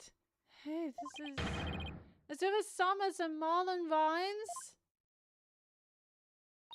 Mr. Rhymes, you and Azura Summers were a couple, weren't you? So what if we were a couple? It doesn't have anything to do with the captain's case. You believe you saw the orca kill your girlfriend.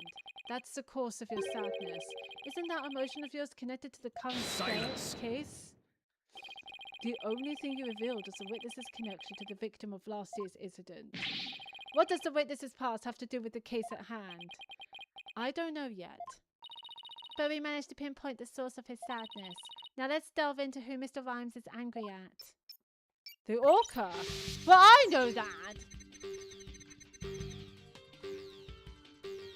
Into the air. And the captain came down and slammed into the water. I can still remember the captain's dead body clearly. All Sasha did was move the body. She was trying to protect the orca. When Mr. Plume witnessed the orca finding the body, I freaked. Doesn't give it. Now that his out of control sadness has subsided, the situation is a little different.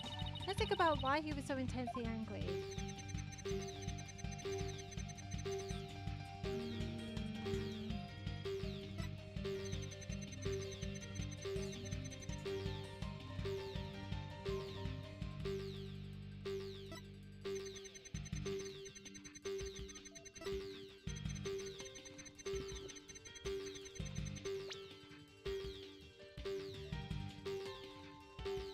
Wait. I think we need to go back to the orca. He was angry at the orca. He was trying to kill him. Sorry.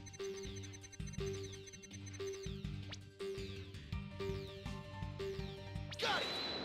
It was the orca. He was angry at the orca. Mr. Rhymes, you're angry with Orla, aren't you? Angry at an orca? Why would I be?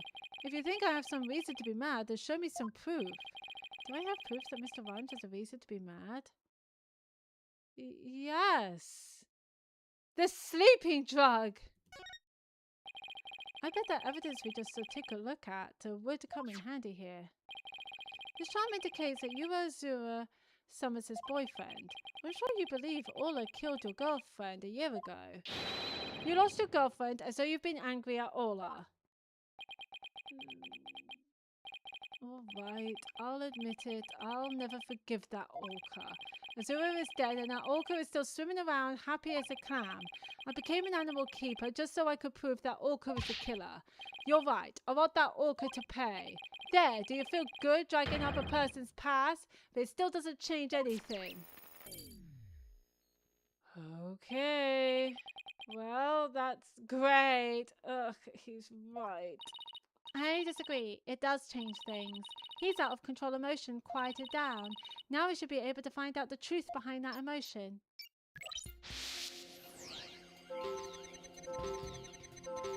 So we knew he's angry at that. You sure?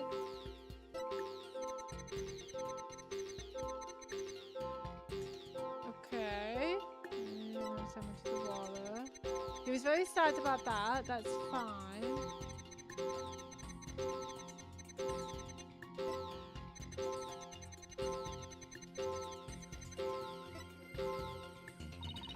According to my analysis, Mr. Rhymes is usually a very calm person.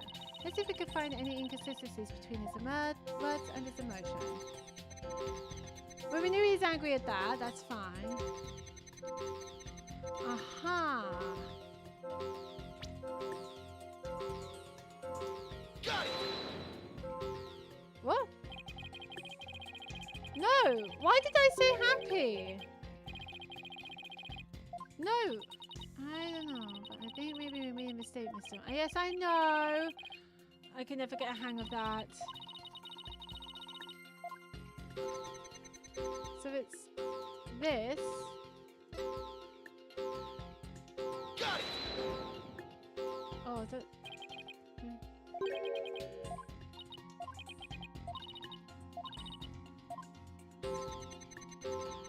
it must be this then.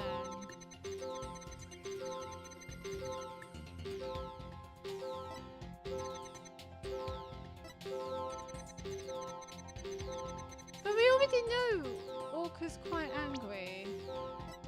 Not Orca. He's angry at the Orca, but he's a little bit sad. It's just quite hard.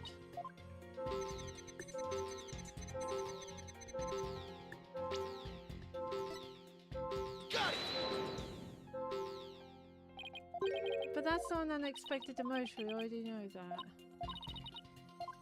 Unexpected emotion. Oh, fuck. Did we do this one? Got it.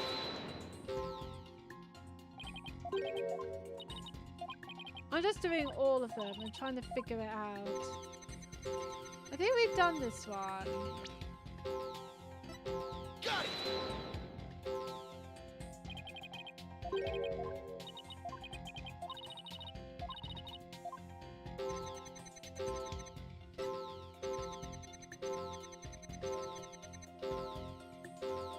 Oh, if it's a dead body, you should be very sad. Got it. Surely. No?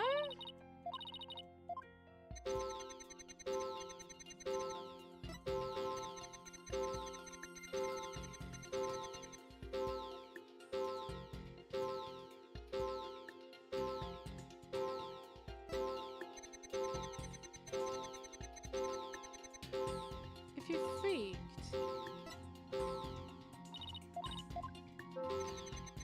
Wait, if you're freaked.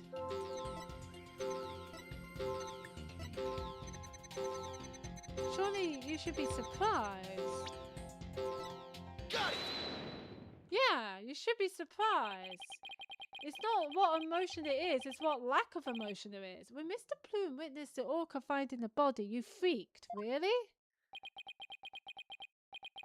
What are you getting at? With Mr. Plume as a witness, Orla was guaranteed to be accused of the murder. Didn't it work out exactly as you'd hoped? In order to have Orla put down, you made sure Mr. Plume witnessed that scene. God, that's terrifying. Oh, back to 0%. Bye-bye.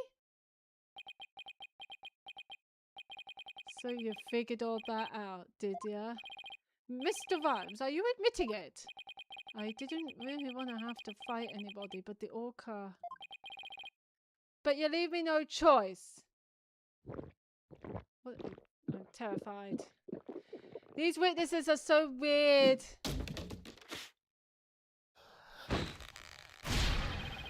What?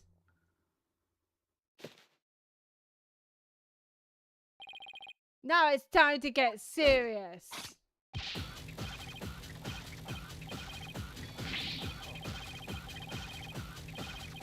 What is this? Is this supposed to be a rap battle?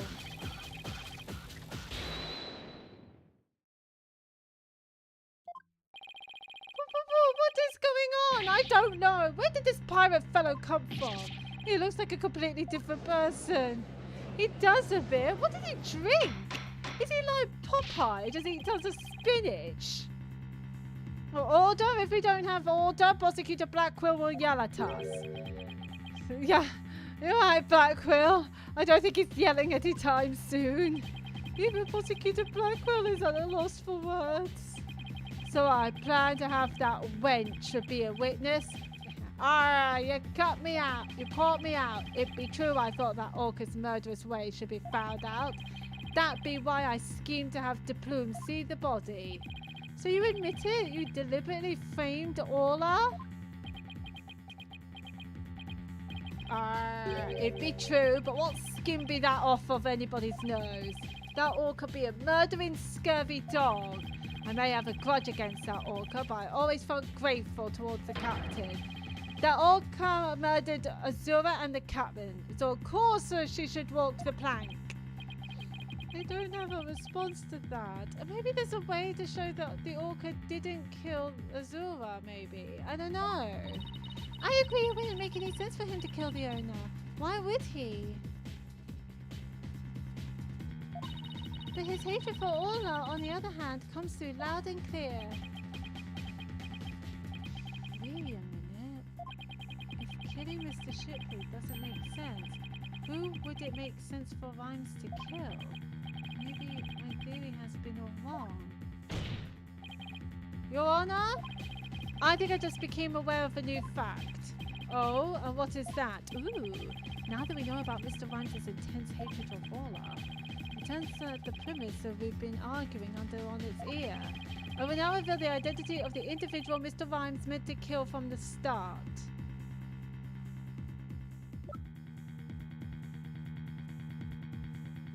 You mean she was meant to kill the orca? Take that! What? So the witness's intent was to kill the orca? I mean, yeah, obviously, exactly. The witness's intended victim was not Jack Shipley. From the start, it was all a scheme to kill Orla. The orca was his true target, but Jack Shipley is the one who died. The orca is alive and quite well.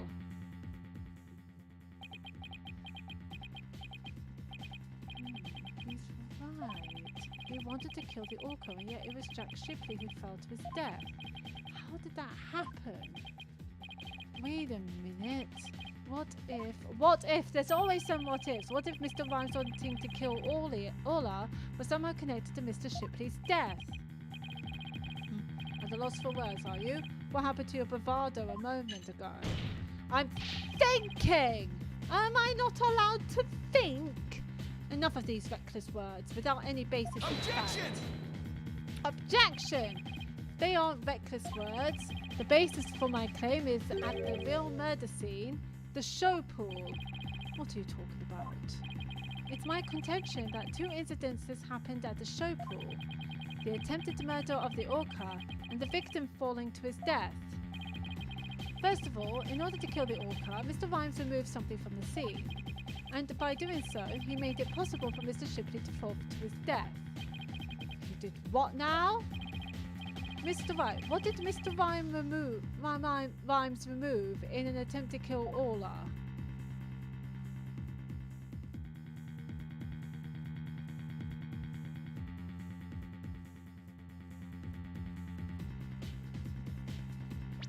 God, I don't know.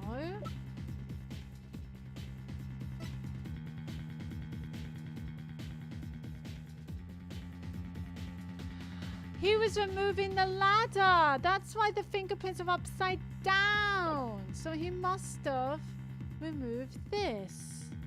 Take that!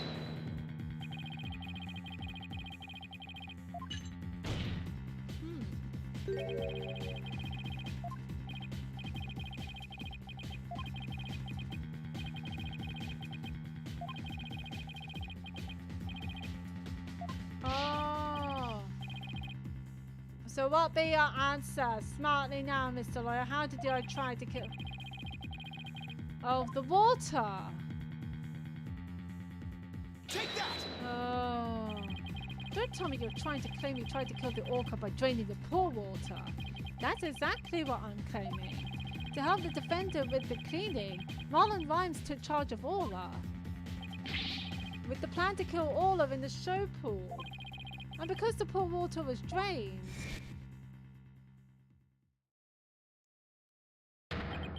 It made it possible for Jack Shipley to fall to his death in the show pool.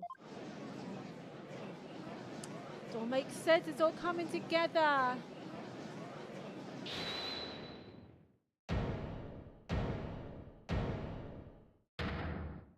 Oh, you're going to eat that, are you? No. I tried to kill the orca, you say? Can you even prove there was an area, a drop of water in the pool? That day I was simply looking after the orca. Why would I have the monstrous thought of killing it? Objection! You just admitted it! You claim you were looking after Orla in the early morning hours of July 20th, but I don't think you were doing a very good job of it. After all, Orla wasn't given anything to eat during that time. How would you know such a thing?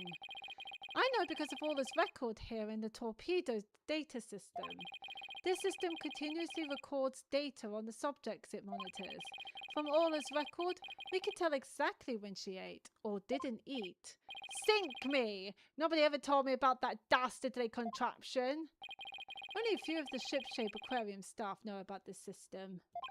According to Orla's record, she never ate in those early morning hours of the 20th.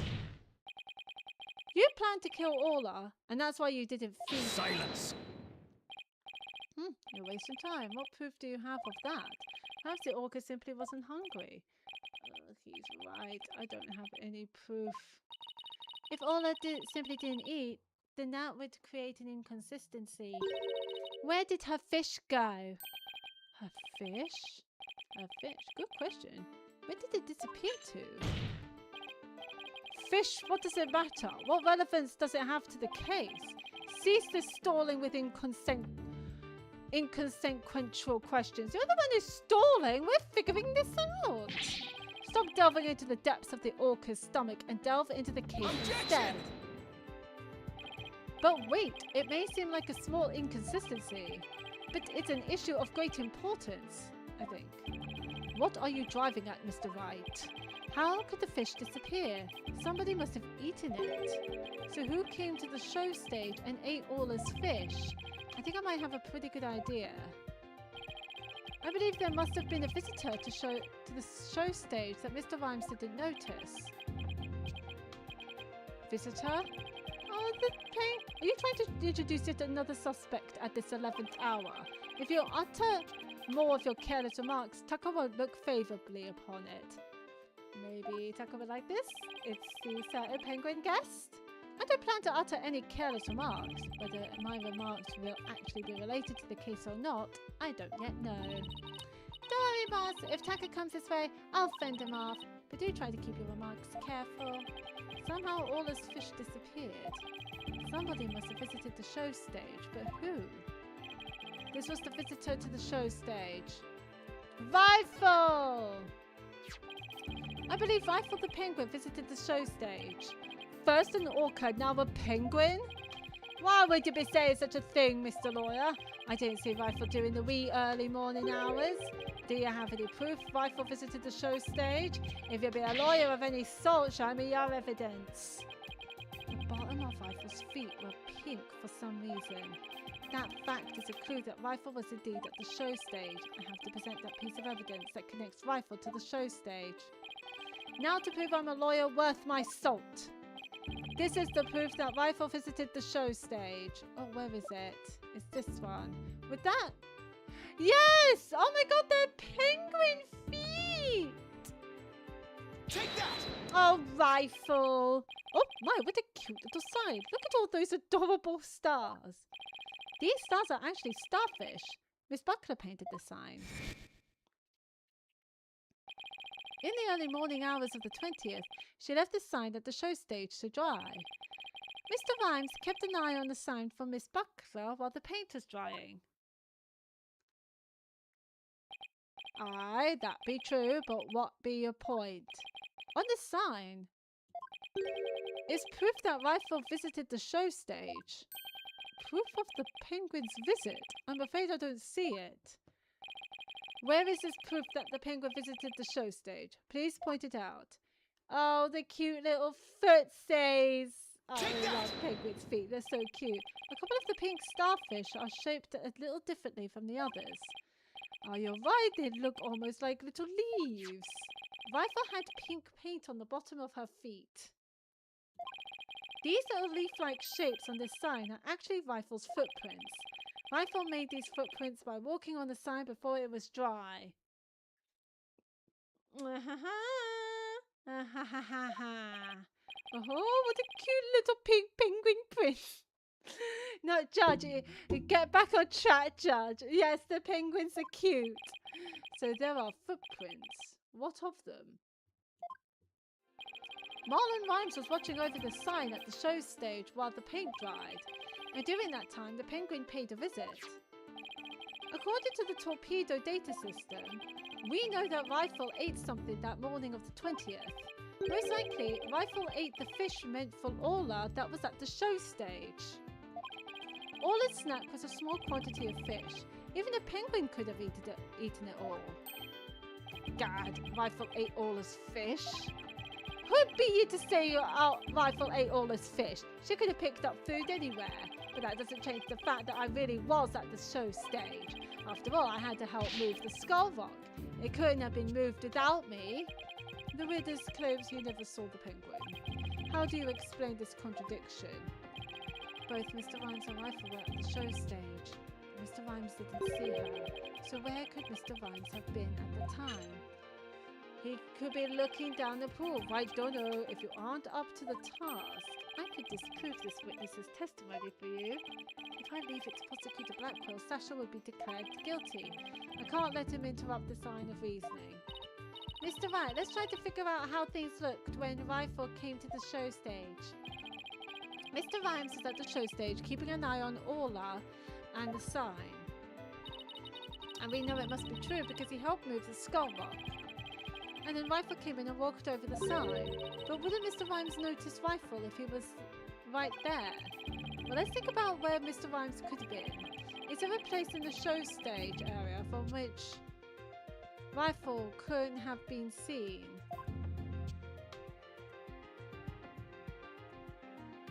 All I can think about is the ladder, because there's prints in there. What? Inside the pool? But you're right. If he was inside the pool, he wouldn't have noticed Rifle. So are you saying Mr. Rhymes was underwater the whole time Rifle was eating? No, not underwater. When I think about what he was trying to do, the answer is clear. Now I'm finally started to get the whole picture. Just like yesterday. Must you two always be whispering to each other? We are discussing. Excuse me. That's it. You keep poking your eye. That's it. You go and make yourself blind. Why don't you admit that resorting to a penguin will get you nowhere? Excuse me. I thought he likes penguins. Oh, I don't know about that. The fact that Mr. Rhymes didn't notice Rifle is such a small inconsistency. But it's a key point that proves what Mr. Rhymes was trying to do. The penguin is a key point. The show stage pool is very deep. If Rifle came to visit while Mr. Rhymes was at the bottom of this pool, he would have never noticed Rifle. Orcas can be out of the water for a short time without sustaining damage. But if they're out of the water for a long time, they weaken and eventually die.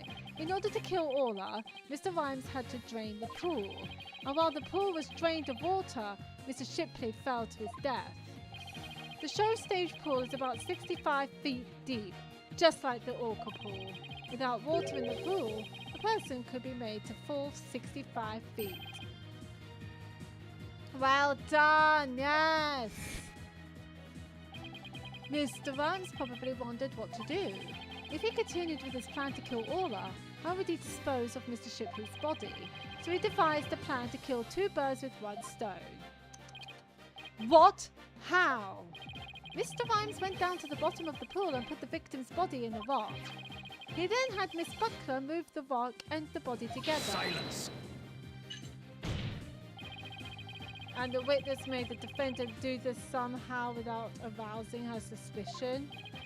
That's right. Mr. Shipley told Miss Buckler that she couldn't perform in the new show. Miss Buckler became upset and wanted to switch back to the old version of the show. So Mr. Rhymes conveniently suggested that she take and hide a prop for the new show. Mr. Rhymes then manipulated Orla using her singing and lifesaver tricks.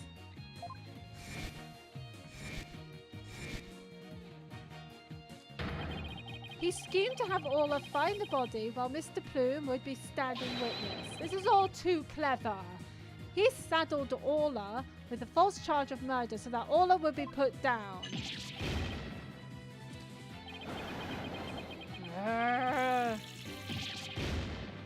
What's all this blood?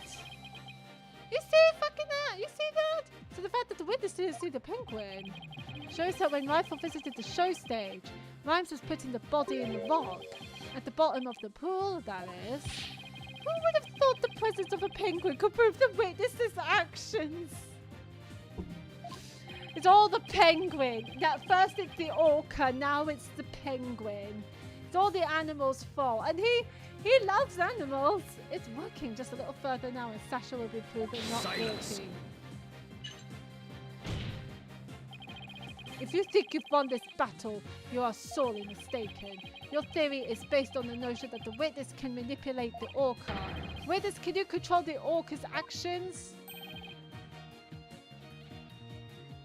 I think that answers your question.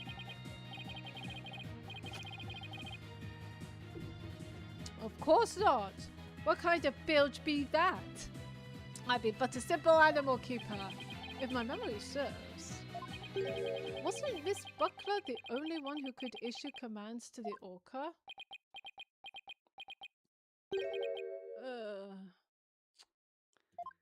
Of course.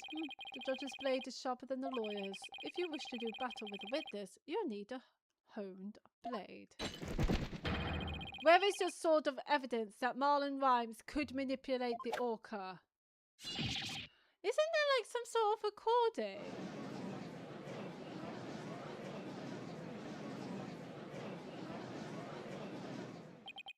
Rhymes had to have manipulated Orla in order for his plan to work. How can I prove it? Well, it appears this line of reasoning has become unsustainable. Objection! Yes, go Athena! Oh, it appears that I was mistaken. Athena? I've analysed the hearts of all kinds of people. I have enough experience to see when I look into your heart that you haven't given up. So that objection was my way of speaking up for your heart. Thank you, Athena! She's right. Why would I become a lawyer again, only to give up? I have to keep fighting. Athena, thank you. With your help, I've remembered the old right way. The right way? Your Honor, I'm not finished with presenting my argument. Do you have anything else to ask this witness? You've cross-examined all the witnesses and presented all your evidence. Objection! All the witnesses? I don't think so. I haven't cross-examined the most important one, the central figure in both cases. The central figure? The one involved in not only the case a year ago, but this current case too. I never called her as a witness. It's time to do so now. Who are you talking about? I demand you tell the court immediately. Yeah, I'm curious as well. Who is the central figure in both cases? No, don't tell me it's Orva. Or Rifle.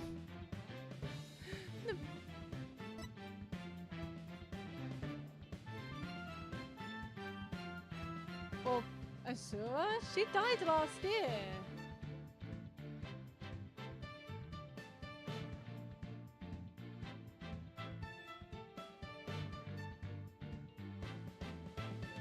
This is a really risky guess. Take that!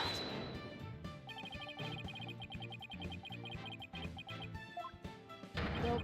It was worth a shot.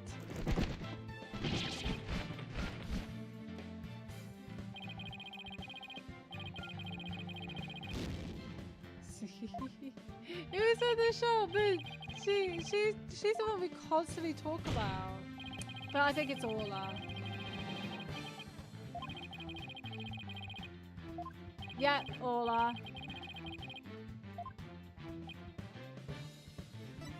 Take that! The defense calls the central figure in both cases. Orla the Orca.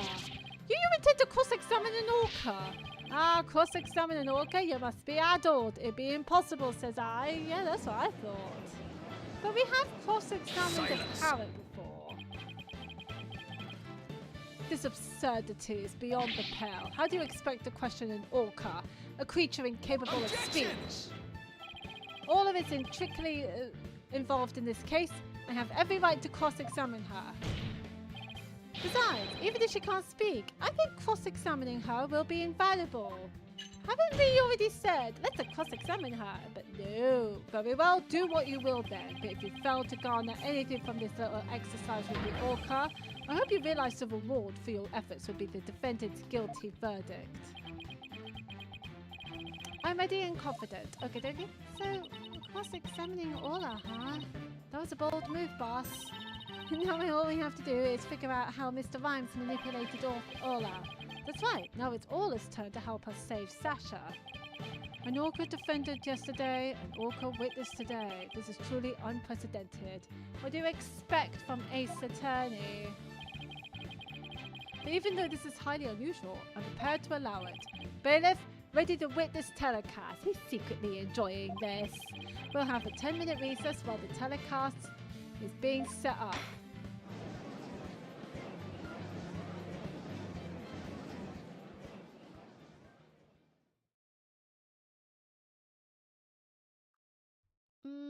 I'm gonna have to stop there and go to bed, I'm afraid.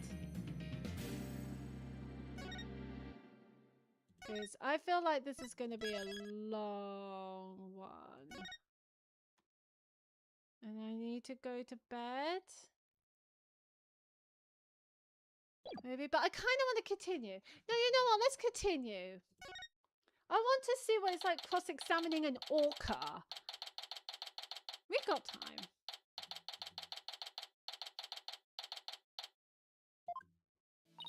Leave it to you to think of something like calling Orla, Mr. Wright.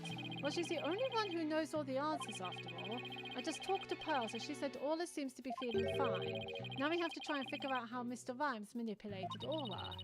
If we put Mr. Rhymes and Orla together, maybe we can get some kind of clue. And I can't forget about that strange set of prints of rhymes either. Too true. I really appreciate your trying to save both Orla and me. Thank you. I had no idea Marlon hated Orla like that. I feel like I've been shocked by a torpedo ray. Of course, who would hate the killer well that murdered his girlfriend right in front of him? Oh, Mr. Plume, you've been watching the trial? Oh, yes, I came to make a declaration of war. A declaration of war? No matter what the results of today's trial, I will report the truth in my new book. Even if that truth goes against what I wrote in The Killer Well. I don't know what the truth is. Not even about what happened a year ago. Dr. Crab. Azura died right in front of my eyes, in the middle of a pirate show. She suddenly fell from the orca's back and began to thrash around in pain. The orca was singing a song and it started headbutting Azura over and over. Finally, the orca took Azura in her mouth and brought her to the side of the pool. Just before she died, Azura was holding her chest in obvious pain. She was holding her chest? Wait a minute. Could it be? I don't think Orla was to blame for the incident a year ago either. What? I think the cause of Miss Summers' death might have been her heart condition. Heart condition? What heart condition? I never heard anything about it. Miss Summers had a prescription with Hickfield Clinic for a heart condition. The orca didn't kill her. I think it's possible her heart condition did. What? Azura had a heart condition too? I guess she hid it from everybody, just like I did. So that means... the orca was innocent a year ago too? It's just a theory, but I think the orca headbutted Azura to check on her. And then did the lifesaver trick to rescue her. So there was no need to put the orca down after all? So, you really did intend to put Orla down? No, Jack and I were against such a thing from the start. But you said you were going to euthanize the orca. Yeah, I've been wondering about that. Dr. Crab, about this capsule, it's not a poison but a sleeping drug, right? That's right, even if Orla attacks someone. Or even if the Center for Dangerous Animal Control demands she be put down. I never had any intention of killing her. I would use sleeping pills to make it look like she was dead and then set her free. That's why I purchased so many sleeping capsules. Oh, that's why? I never considered the possibility that that poor woman's death was illness. No, you didn't. She seems pretty disturbed to be wrong. Yes. It serves you right, because isn't your book a non-fiction book? You know, about the truth. I simply want to know the truth. That is why I'm going to tell you who my client is. The day I witnessed the owner's death, I was there at the request of the animal keeper, Marlon Rhymes. That is correct. That day my client called me to ask me to investigate the orca pool. That's why she was there. He must have wanted you to witness what Orla was going to do. Why did you decide to tell us this? My desire to protect my client was standing in the way of the truth. I couldn't allow that. I will be watching to see how this all unfolds. Good luck to you, blue and yellow duo. Okay, I like you. You're all right. You are about the truth, and you're right to be disturbed by whatever that was. Well, that was quite a bombshell. She just dropped it so casually, too. That woman really is a free spirit. Do you remember what you said yesterday, Mr. Lawyer? That you'd expose any secret if it would help save Sasha? I remember. It's my duty as a lawyer. Well, I just wanted you to know that I don't blame you for exposing the aquarium's secret. You may put me in hot water, but if it helps save the orca, let me clue you in on another secret. Focus on the orca's song. We've heard about this. The orca's song, huh? What could he be hinting at? Oh, Mr. Wright, looks like it's time. Alright, let's go back in. You've got it, boss. We're gonna go in there and save Sasha and Orla together.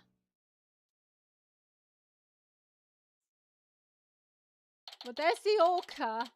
You know, the screen. Fabulous. The court will now reconvene. Is the witness Orla Shipley, commonly known as Orla, ready? Well, the orca is present, but I highly doubt she understands what's going on. No, she's there! Oh, hi! Oh, it's just as adorable as yesterday.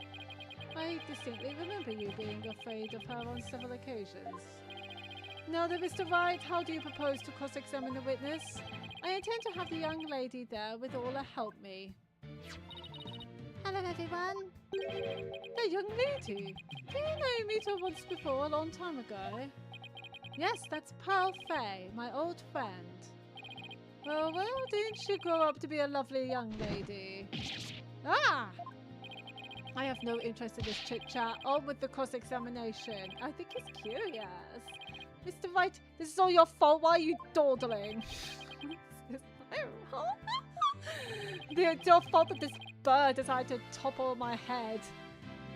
The court will now hear the testimony of Orla Shipley. Okay. I'm sure you are many words.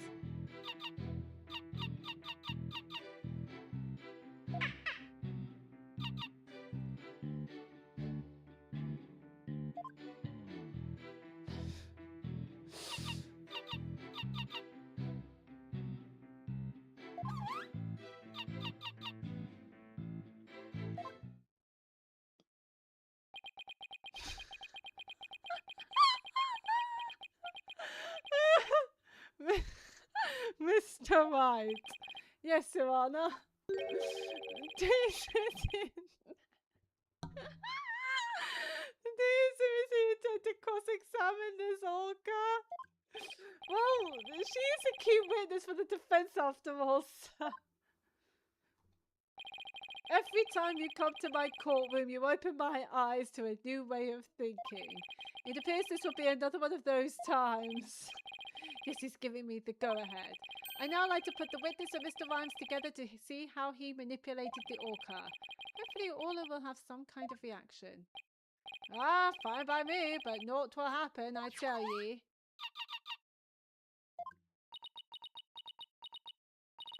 Mr. Rhymes is right. Nothing happened.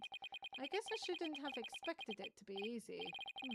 How did he manipulate her? Oh, shut up! I'm figuring this out, Black Quill! Shut up! Wait, Dono, I hope you realise that if you can't prove with this cross-examination how Rhymes controlled the orca, your defendant will be declared guilty immediately. Okay, yeah, we know, Raw! No, we get it! That's why I want you to stop interrupting, you div! And then we can finish this faster! Yes, I realise that. This is my last chance. I have to figure out how Rhymes commanded Orla to do her tricks. See, I originally thought because he's an animal keeper, and now we know his girlfriend was Azura Summers, you know, the previous trainer for Orla, that he would get some sort of tricks. Please begin your cross-examination, Mr. Wright. Okay.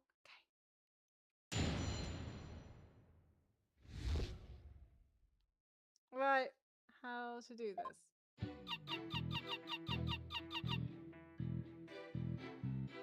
Okay. Wait, no. Don't tell me we're pressing this. We can press this. Hold it! Okay. Miss Shipley, I'm afraid Fit is not going to get us anywhere. This is your plan. You are incapable of interpreting Orca's speech. This entire exercise is folly. You leave the interpretation of all his heart to me. Alright, girl, what you got to say? Let me hear it.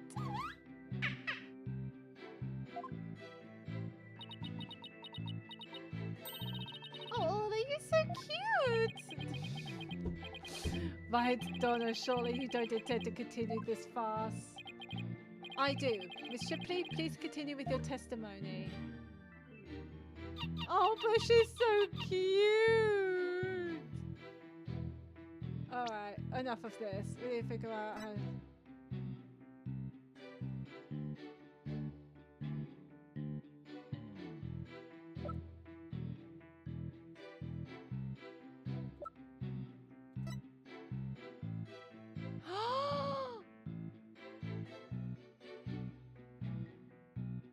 Objection! Nice!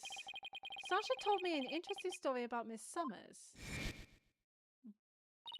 Azura used to send her boyfriend videos of herself teaching the orca tricks.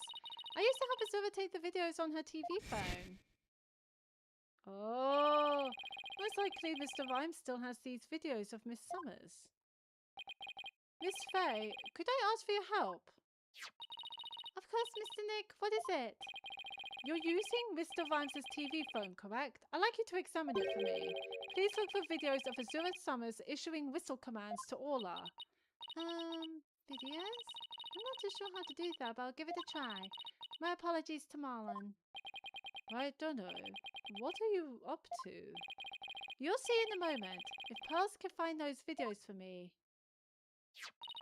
Mr. Nick, I found them! I found some videos like you described. You did? Thank you, Miss Faye. Just as I suspected.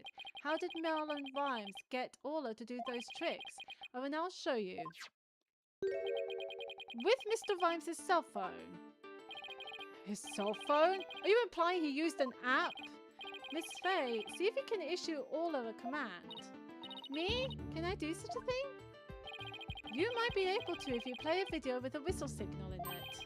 If there's a video of the lifesaver trick, please play that. Before you do, though, please put the practice dummy in the pool. The practice dummy? Alright. In it goes! There, it sank to the bottom. Now I'll play a video.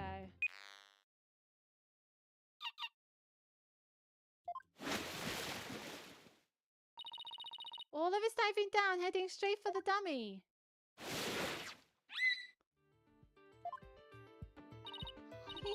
What a smart girl you are, Orla. The lifesaver trick was a complete success, Mr. Nick. Thank you, Miss Faye. You are a big help. Now I have proof. Unbelievable. You actually pulled it off. That was the lifesaver trick we saw yesterday. Is Miss Faye an orca trainer now? No, Your Honor. I'll explain after we try one more trick. Now let's see if we can command Orla to do the singing trick.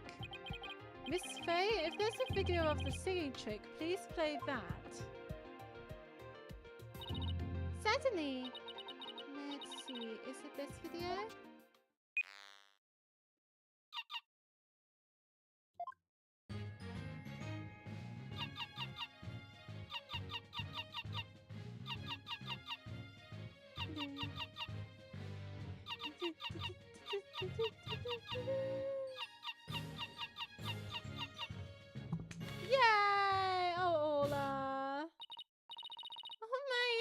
wonderful. That was the Swashbuckler Spectacular song. Oh, what a lovely singing voice. Blackwell had enough. It wasn't bad. By the way, how did Miss Faye give the orca those commands? Marlon Rhymes has something on his phone that his girlfriend Azura Summers sent him. They're videos of Miss Summers issuing commands to Orla with a whistle. If they have Orla listen to the sounds of the signals, anyone at all could command Orla. I only one at all? Yes, I believe so, Your Honor. All they would have to do is play those videos. Mr. Wright, please submit those videos as evidence. I'm getting the sneaky suspicion the judge just want to try it out for himself. You know, I would do the same. Oh, hi, Charlotte. Welcome, welcome. Oh, that's funny. Miss Faye, could you set those videos to the TV phone here? A demand to submit these videos to the evidence. To the evidence. All right, certainly. Got them. All right, I'll try playing one.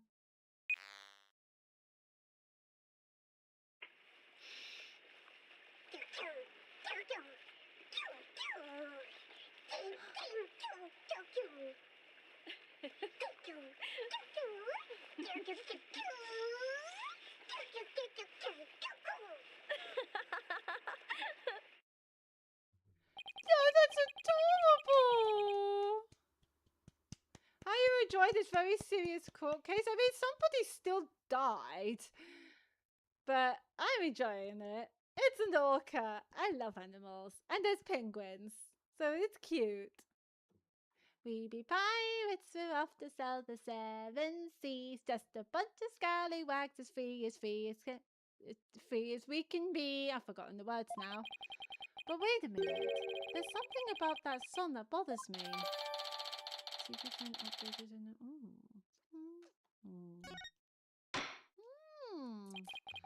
the orca can be commanded using videos on a cell phone, then that means that Marlon Rhymes could have manipulated the creature. Yeah, stop holding a grudge against a fucking orca, will you? God. Mr. Rhymes, you can't talk your way out of it now.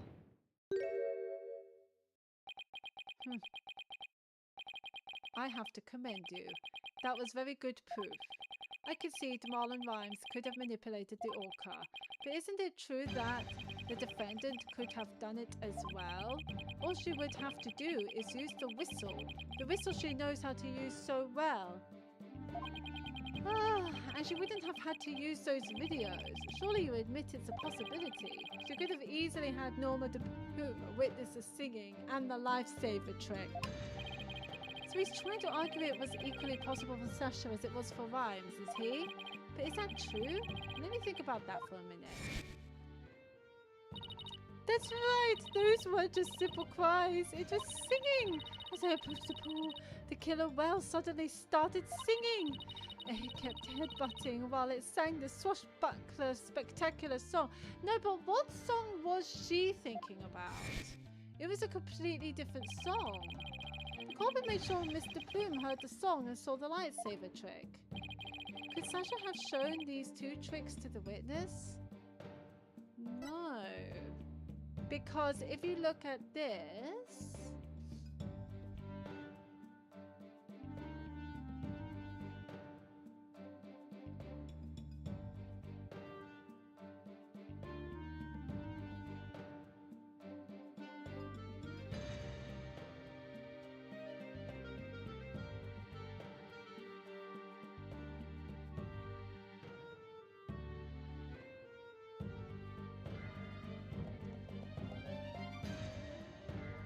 No, because if we remember rightly, the whistle can't do two at a time, so she could have. No, I don't think Miss Buckler could have created the same conditions as the culprit. You challenge me to a battle? I hope your sword is sharpened. We've been battling non-stop for the past 2 hours, you div! Oh, really, more than that. Let me see those sword skill of yours. Don't you worry, my sword is drawn and ready. It's like that It's like that Pokemon battle with the... What's the Pokemon's name? Mega... No. I can't remember. What's the Pokemon's name? Now I'm just being an idiot. Metapod, there we go. It's like that Pokemon battle with a Metapod. Harden! Metapod, I harden some more! Like, stop it! Stop talking about swords and just get to the point. Take that! Mr. Plume said in her testimony that she witnessed these two tricks at the same time. However, that in fact is inconsistent with how Orla performs tricks. How Orla performs tricks? What are you talking about? Orla can't perform two tricks at once. She performs only one trick per whistle signal. That's how she's been trained. In other words, it would be just like with a dog. If you tell him to both sit and shake, he won't do them at the same time. Am I understanding it correctly? Yes, that's the idea, Your Honor. I wonder if the judge has a dog. Oh. What's he laughing about now? What a farce. Why? Why is that a farce? So will you say that the witness somehow managed to produce an impossible scenario? If the creature's own trainer couldn't do it, how could I? Yes, it's a mystery, isn't it? Boss, you don't have to agree so cheerfully. The defense is claiming that Marlon Rhymes manipulated the orca. But if you cannot explain fully how this is done, your argument doesn't hold water. If you can't straighten out your own theory, would you like me to straighten you out? No, thank you. So if I lost or what? So Orla can't do two tricks at a time, but Mr. Plume saw her do it. This logical inconsistency means there's a flaw somewhere. Was Mr. Plume lying? Or is it not true that Orla can't do two tricks at a time? But Mrs. Plume had no reason to lie about such a thing. If it really is impossible for Orla to perform two tricks at once, then maybe either the lifesaver trick or the singing trick was faked? Faked? Yes, maybe Orla only performed one of the tricks, but it was made to look like she performed two. Silence! Maybe. How do you expect to conduct a sword battle with conjecture? Because we're thinking! Sounds like I'd be better present some evidence here and fast. Although I am concerned about your profuse sweating. Mr. Wright, allow me to ask you, which of the two was faked? The lifesaver trick or the singing trick?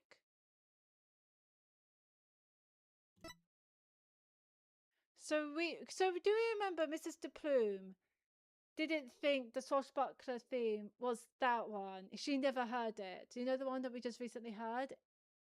She think it was the other one? So we think the song might be faked. The defense wishes to argue that the singing trick was faked. And on what grounds do you base your assertion that the singing trick was fake?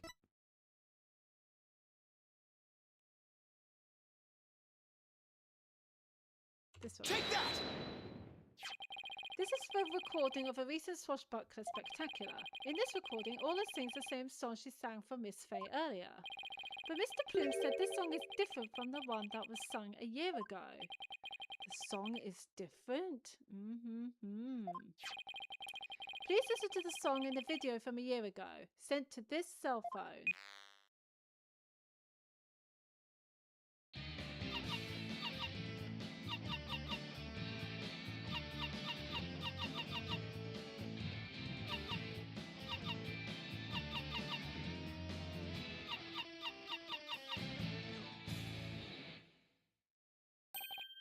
Yes, it sounds quite different from the song Orla sang for Miss Faye earlier. I think they're like the other one, to be honest with you. And yet this is the same video Miss Faye used to issue the command to Orla to sing. By having Mr. Plume listen to the song recorded in the cell phone video. The true culprit made Mr. Plume think Orla was singing the song from a year ago. Only Marlon Rhymes, the owner of the cell phone videos, could have done this. Silence. But Mr. Plume said she heard the orca singing right in front of her. How do you claim he made her think that? How was the song recording played? I intend to explain that too, of course. What? Ha ha ha! The answer lies somewhere in the orca pool visitors corridor. Marlon Rhymes played the song recorded by using this. Oh, the speakers? Here? Take that! Mr. Plume heard the song while she was in the orca pool visitors corridor. There's a speaker in that corridor so that visitors can hear the orca's sounds. You can't really see it. It was quite grainy, but yeah, that. And you claim the song was played from that speaker? How? Here's how Rhymes played the song over the speaker in the visitors corridor. All of this fucking evidence I have to prove. Holy fucking Christ.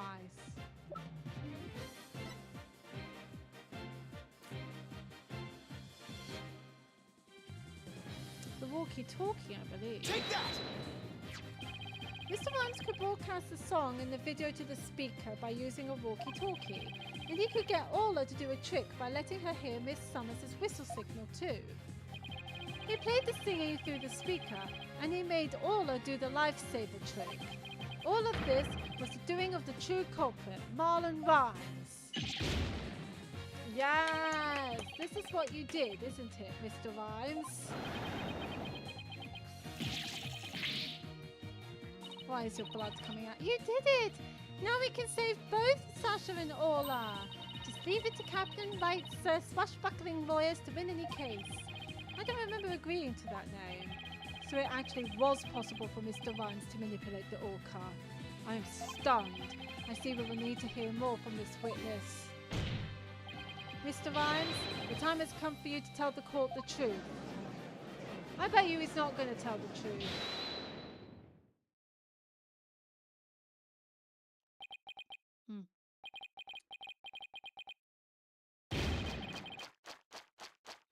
Are you enjoying that fish there? So I used the walkie-talkie, you say? Sorry, but you're dead wrong, me bucko. It'd be impossible, says I. What do you mean, impossible? I shall sing you a little shanty. I disin your scurvy theory. Heart you well now.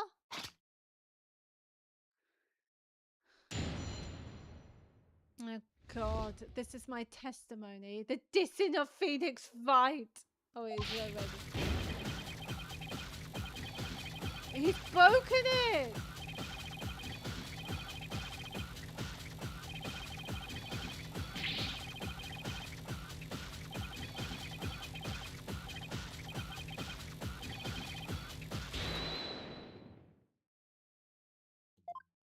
Well, hang on a second. We didn't say you killed the captain.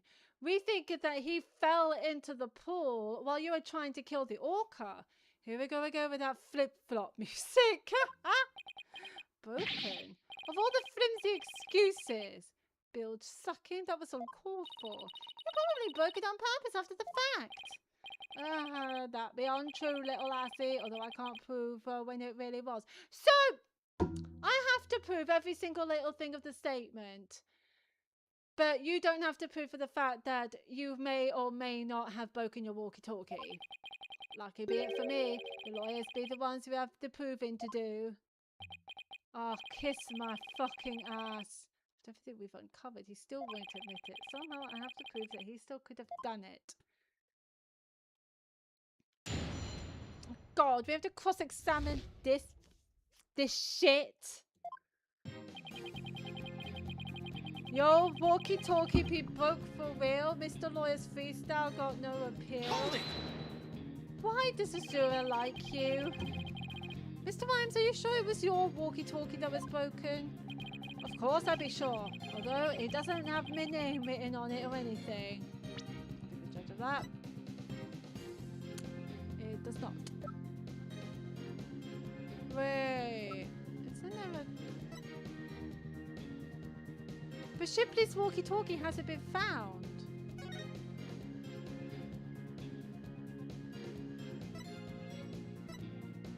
Yeah, it went missing. So it might be broken, but I think he was using... Or was this ship please walkie-talkie? I don't know.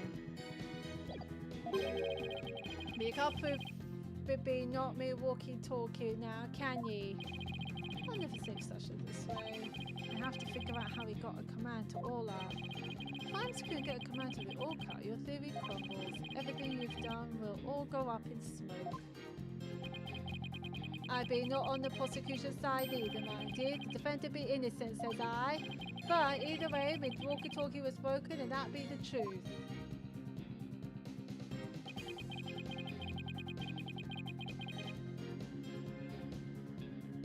Hold it! Do you have some way of proving that statement? Silence!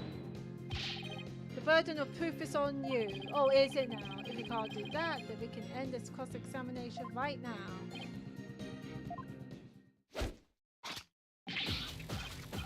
Oh, he's doing it again.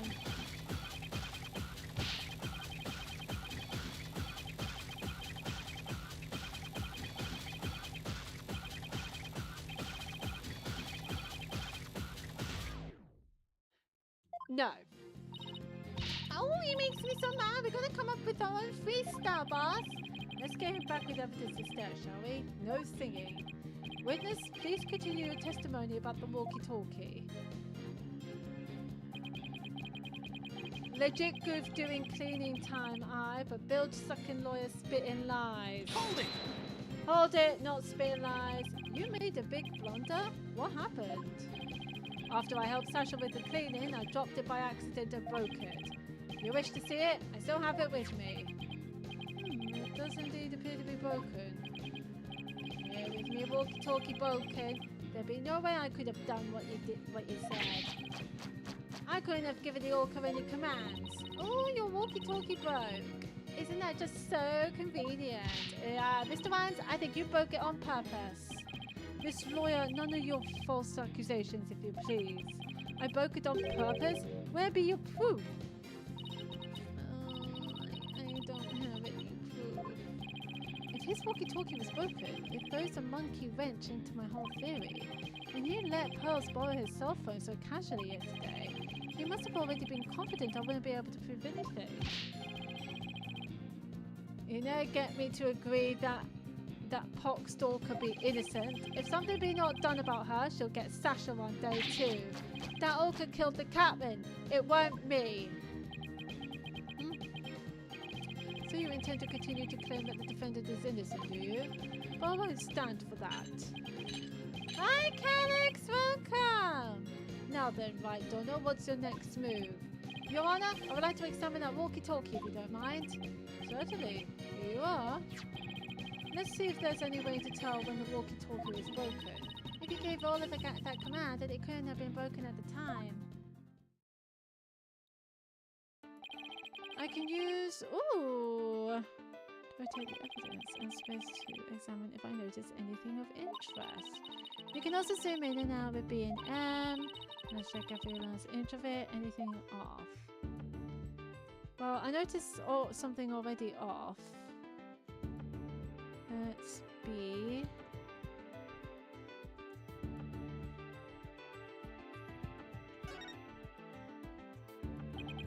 Darn, it is broken. It doesn't seem to work. Wonder what would happen if I thump it. Hey, it's not old TV, you know. Please don't break it any further. Let's keep looking.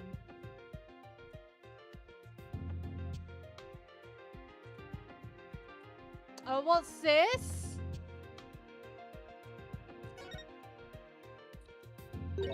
Huh? Look at these. They look like tooth marks. Hey, you're right. A bite this big? I wonder if it was Orla.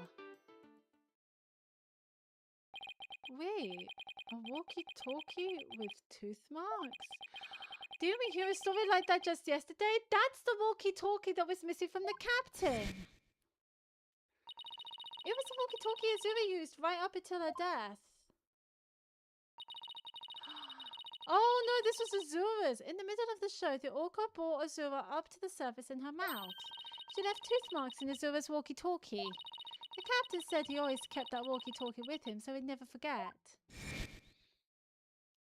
Oh, ooh, Rhyme said this walkie-talkie was his, but could it be? Not odd about it, don't you agree? Time to give it up, Mr. Lawyer. Forget the orca, just save Sasha, says I can't do that. Now that I'm finally a lawyer again. How could I hold my head up if I made my client so miserable? Aha, stubborn one you be. That orca, yo, don't listen to me, okay? Kill the cat, yo, you so cray-cray. Hold it! Yeah, I would work on that one. There could have been some other way besides the walkie-talkie to issue the Silence! Yes. The orca could have received a signal from the defendant's whistle. Is this the point you're trying to concede? Objection! Objection! No, that's not what I'm saying. Some other way besides the whistle.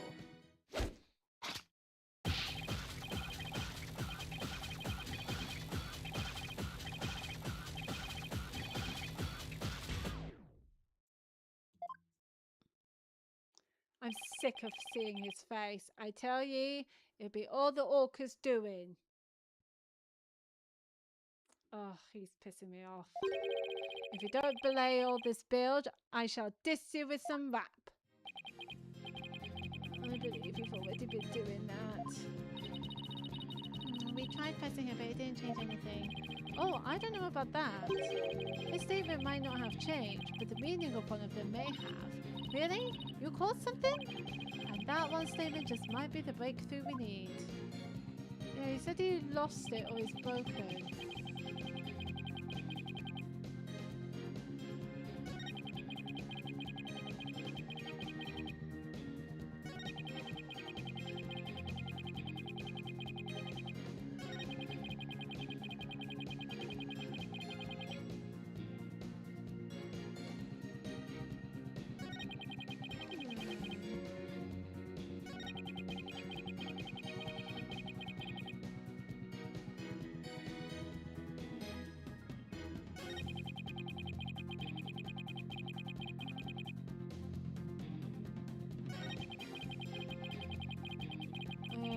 I'm gonna have to try and show it on here. Where's the broken one?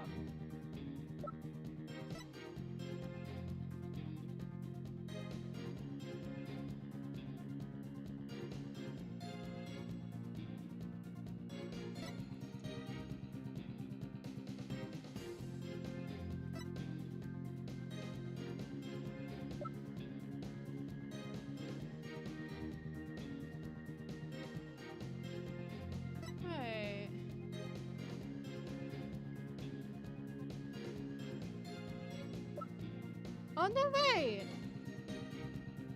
Oh, Shipley's walkie-talkie hasn't been found. It's this one. Objection! Oh, but it's the wrong statement. Damn it.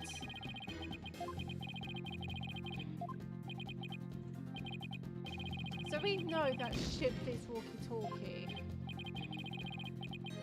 No, you don't have the wrong evidence. You just got the wrong statement.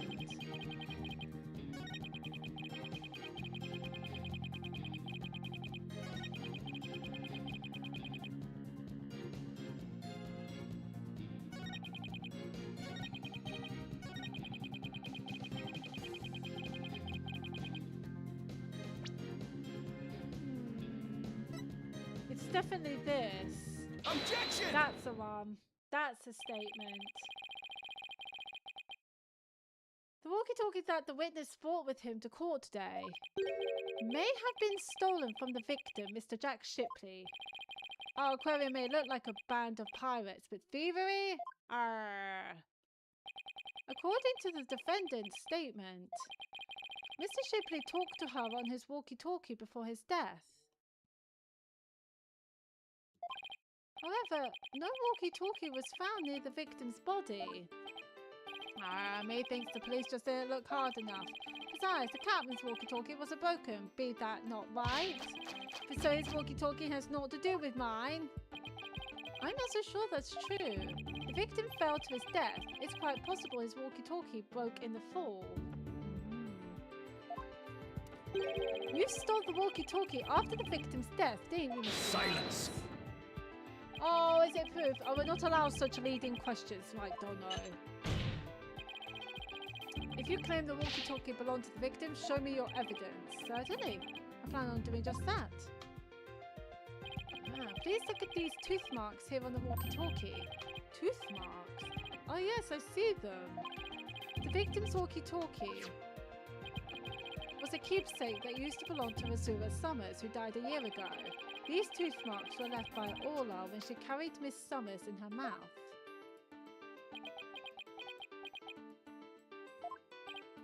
If this is Mr. Shipley's walkie-talkie, then Mr. Vimes' walkie-talkie is still unaccounted for, which means he could have used it to command the orca after all. And that's not all, Your Honor. The only one who could have taken the victim's walkie-talkie is the culprit himself.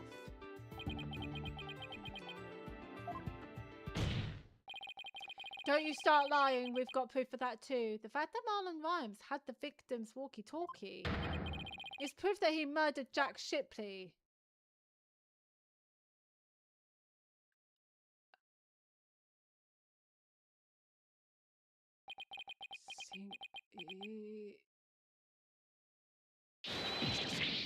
Ah.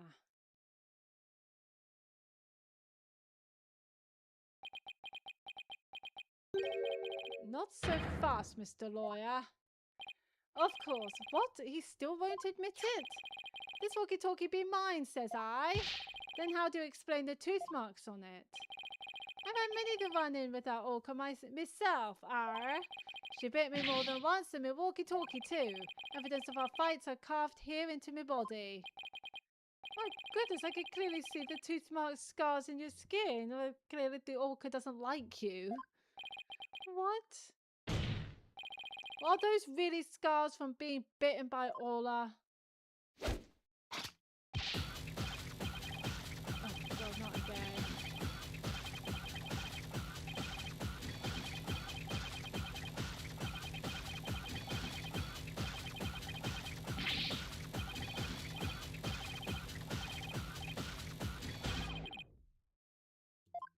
He really hates the goddamn world, doesn't he? I can't let him run this show. I have to find a way to prove the walkie-talkie belonged to the victim.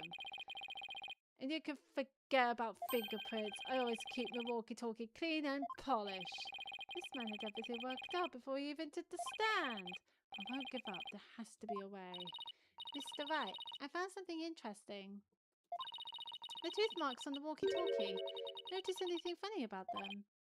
Funny? Funny how? Something is different about them compared to the other tooth marks we've seen. The only other ones I remember are the ones on the practice dummy. It's just a tiny difference. It might not even mean anything. Well, it's gonna mean something. Right now, we need to consider every possibility we can, no matter how small. If I can figure out what's different about the bite marks. Maybe I can somehow prove Vime's walkie-talkie actually belonged to the victim. Think, Phoenix, you could turn everything around right here and now. Why, what's so different about them? Oh yeah, let's go. Time to review the facts we have so far. With the intent of killing Orla, Vimes drained the show's stage pool. But Vimes failed to kill Orla, and instead he tried to pin Shipley's murder on Orla. In order to manipulate Orla, Vimes must have used a cell phone and a walkie-talkie. But the walkie-talkie Vimes has is broken. I think it's the victim's walkie-talkie, the one he kept as a memento of Azura Summers. I have to find a way to prove that it is indeed the victim's walkie-talkie. Which piece of evidence left on the walkie-talkie could prove it belongs to the victim? So it's the orca's tooth marks. We know that. Yeah, that was easy. The tooth is missing! We have two pieces of evidence with tooth marks. The walkie-talkie and the dummy. What's striking about these two pieces of evidence? The tooth marks are different. We know that. Fabulous. When I look closely, I see two different bite mark patterns. Two variations, huh? One of them shows that The orca might be missing a tooth. Wasn't there a trick of Orlas that had 2 different variations as well? The lifesaver. No, 2 different bite mark patterns. No, it has to be the lifesaver trick. Because what? Oh no, there's 2 songs. There are 2 songs. That's my bad. There's 2 different songs. Here we go. The orca's song and teeth marks are different from what they are now. What could be the cause of these 2 inconsistencies? What's behind the fact that the orca's teeth marks and song were different a year ago? It was a different orca.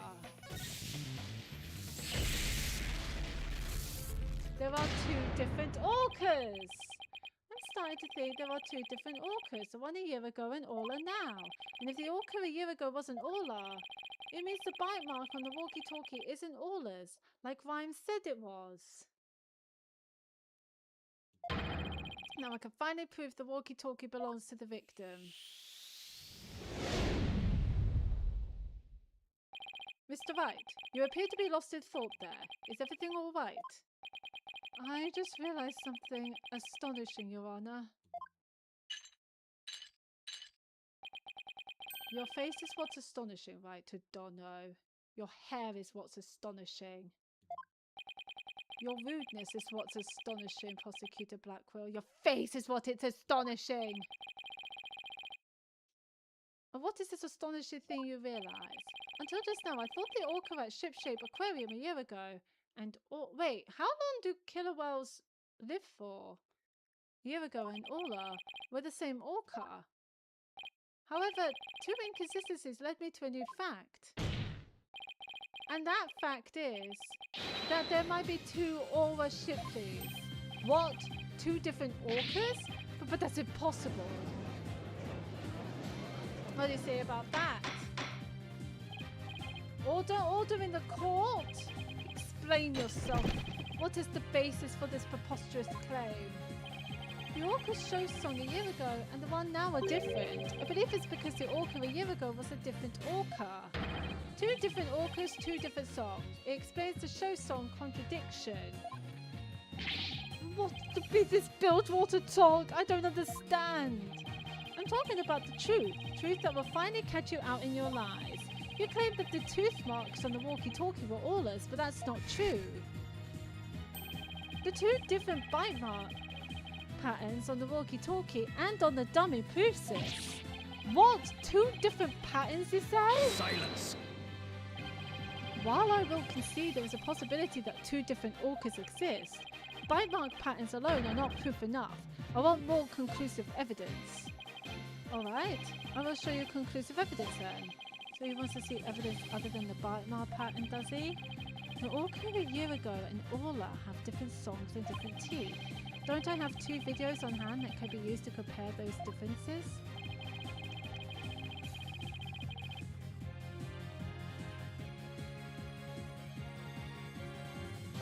Okay.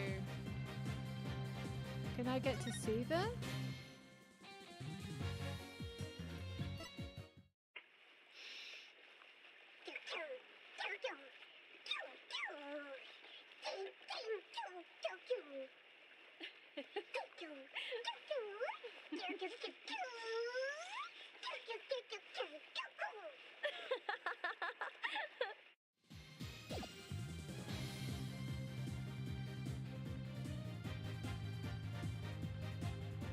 Do I not have any other videos? No, it's just that one.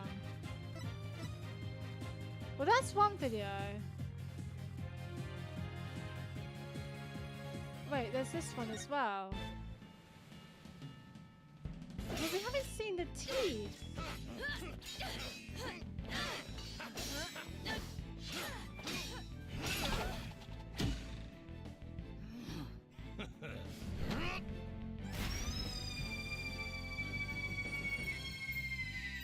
Captain Orla, you made it just in time.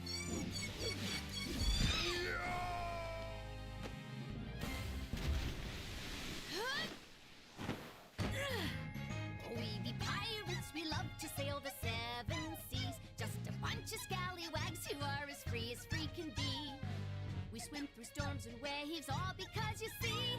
treasure and adventures waiting just for me. So those are the two videos we are. But I couldn't see any differences on the teeth. Take that! And here is the other. Take that! Please compare these two videos, one from a year ago and one recent. As discussed, the two orcas are singing two different songs. Please also pay special attention to the appearance of the two orcas' teeth. How exactly do we claim their teeth are different? Let's look for shots in the two videos where the orcas' teeth are shown. This is all of in a recent video of the Swashbuckler Spectacular Pirate Show. As you can see, she has all of her teeth. What a healthy smile she has. I'm a bit envious. Next, let's take a look at the TV phone video from a year ago. Oh, there! I didn't see that! Just as I thought. Their teeth are different. Oh, I believe this smile looks a little different from the one we saw a moment ago. As you can see, the orca from a year ago has one tooth that's broken off. If the teeth are different, then... Yes, if the teeth are different, they of course leave different bite mark patterns. On the practice dummy, you can see Orla's uniform pattern with all teeth intact. And on the walkie-talkie, you can see that one tooth is missing from the pattern. Nice! I see it! Just like the smile on the orca in last year's video. The tooth marks on the walkie-talkie were not made by the orca we know as Orla. They were made a year ago by a different orca. Two different orcas? I can't believe it! Yeah, you tried to kill an innocent orca. How the fuck does that make you feel? The statement that the tooth marks on the walkie-talkie were from Orla was a lie. The truth is, this walkie-talkie was stolen from the victim, Jack Shipley, and the only person who could have stolen it is... the true culprit, Marlon Rhymes. Fuck you. Try and get out of that one. You got it all wrong. It'd be all the fault of that orca.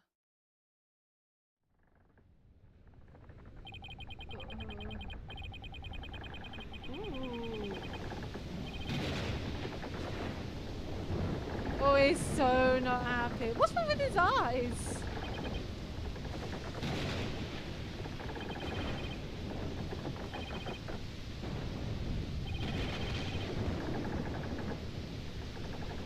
And we've also established that the previous orca wasn't responsible for the death of Azura Summers. She had a heart condition.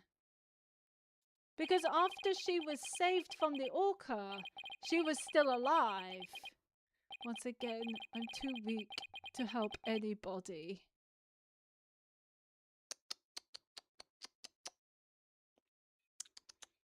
So all the orcas were innocent. Yay to all the innocent orcas!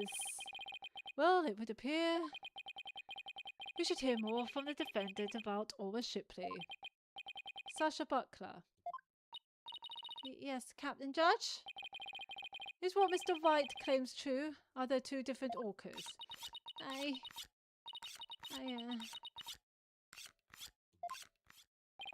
The secret that Ship-Shape Aquarium was hiding was about Orla, wasn't it? Dr. Crab told me to focus on the orca's song. He hinted it would be a clue. Phoenix is right. The one we call Orla is the second Orla Shipley. There actually used to be two orcas at Ship-Shape Aquarium. I used to call the first Orla Shipley just Orla for short. Orla and Orla are sisters. The captain rescued them both when they got beached on the shore. But Orla was in bad shape and the ship's doctor had to look after her for a long time. Both orcas loved the captain, so we decided to keep them on at Ship-Shape Aquarium. Why didn't you say anything about there being two orcas? Well, because after the accident a year ago, Orla was put down. What? Orla is dead? Yeah, the Center for Dangerous Animal Control demanded it. Apparently the captain and the ship's doctor begged them. We put the first one down, so please leave the second one alone, they said. Anyway, after the accident a year ago, the captain told us he was going to put Orla in the pirate show as Aura Shipley. He asked us to keep quiet about Aura's death until the time was right. What a surprising and complex tale. Did all Shipshape Aquarium employees know about this? No, just a select few of us. Mr. Rhymes, did you know about it? Of course not. How would I? Tell me, Mr. Rhymes, did you plan on killing Orla from the start? Yeah, I planned to do it during the cleaning, so I drained the pool. I figured if I didn't do something about that beast, Sasha's life was in danger. Sasha trusted that orca just as much as Azura did. I wanted to protect her. I couldn't help Azura, so I felt like protecting Sasha was the least I could do. My duty. I built up my strength so I'd be ready to kill the orca. I even fought with sharks. But the captain realized my plan and tried to save the orca. And that is why you killed Jack Shipley? Now the report came from the crime lab finally makes sense. Report from the crime lab? In court yesterday, you will recall I showed a photo of the victim lying on his back.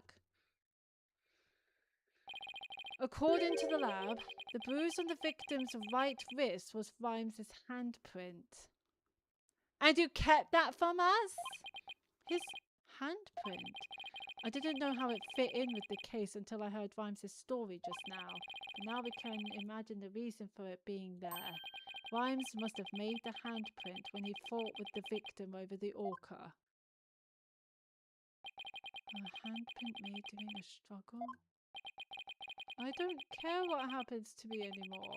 I deserve the death penalty. I don't think they exist anymore. I'm the one that killed the captain. Please give Sasha her not guilty verdict. You accept your defeat well, I see. Let me be your guide to hell. Get on with the verdict, your boldness. It seems this unprecedented trial that began with an orca as a defendant has finally come to a close. Sasha is saved. Orla is going to be so happy. Sasha's not guilty verdict is coming. Why do I still have this strange nagging feeling? Oh, Phoenix, why is this handprint on the victim's right wrist? Was it really the result of a deadly struggle over the orca? No, he was trying to save... I can't shake the feeling that handprint has some other hidden meaning. Is this trial going to end without revealing the whole truth? She was trying to save Jack from the fall. Very well. This court finds the defendant, Sasha Butler. Hold it! Hold it!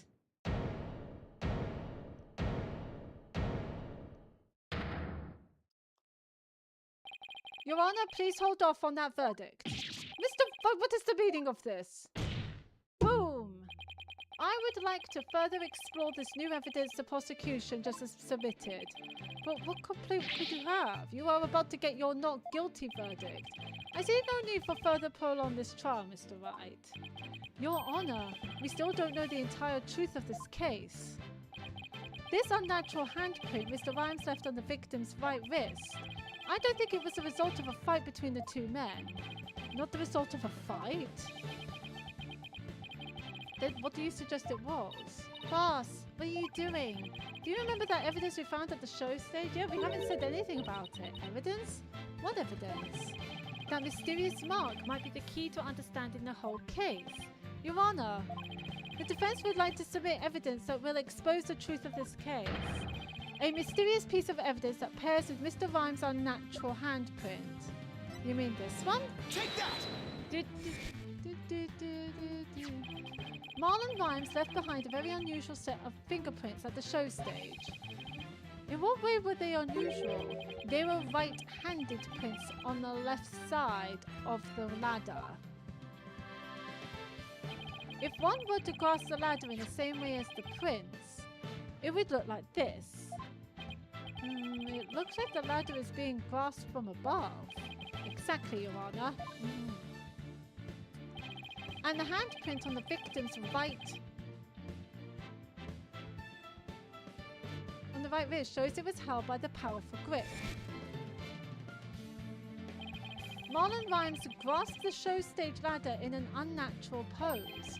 If he was gripping the victim's wrist in this position, gripping the victim's wrist, then he must have been... It means Mr. Rhymes was actually... That's right. If we couple the unnatural handprint with the mysterious fingerprints...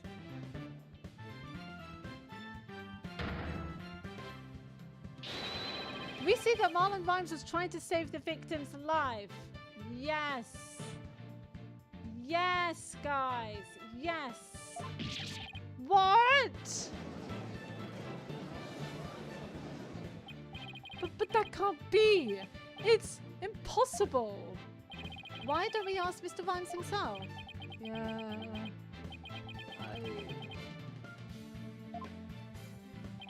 Mr. Rhymes, we want to hear the truth directly from you.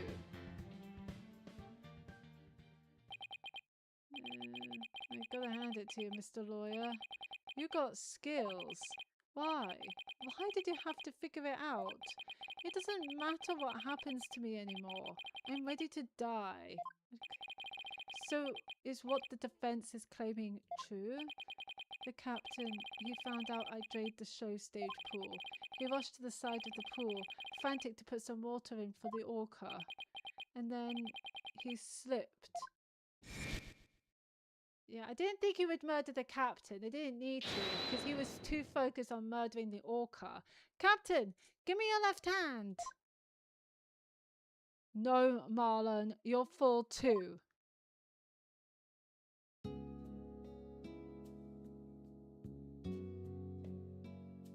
Forgive me, Marlon. I didn't realize what deep pain you were in. But, please don't blame Orla. It's nobody's fault, not Orla's, and not yours. Hey. Captain! Oh no. So, Jack Shipley's death was accidental. Why didn't you tell us that you didn't kill the victim? Because I have no right to live anymore. I'm ready to get the death penalty. The captain died because of me. And then on top of it all, I used his body to frame Orla. Yeah, that was pretty bad. I was gonna kill Orla, and she wasn't even to blame. She didn't do anything wrong.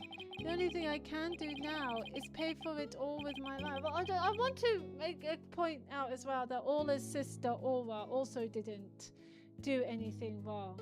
She just did what she had to do to save Azura while she was dealing with a heart condition in the middle of a pool.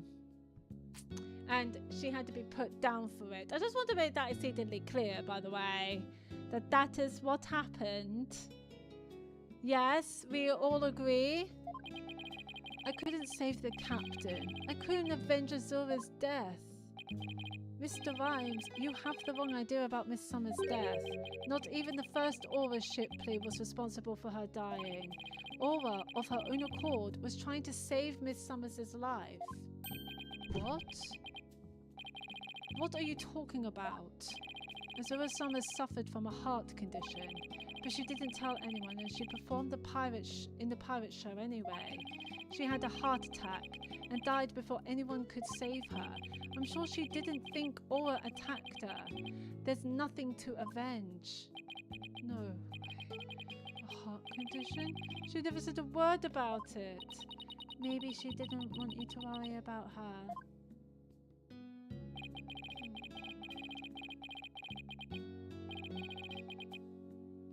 So I wanted to get revenge all this time for nothing?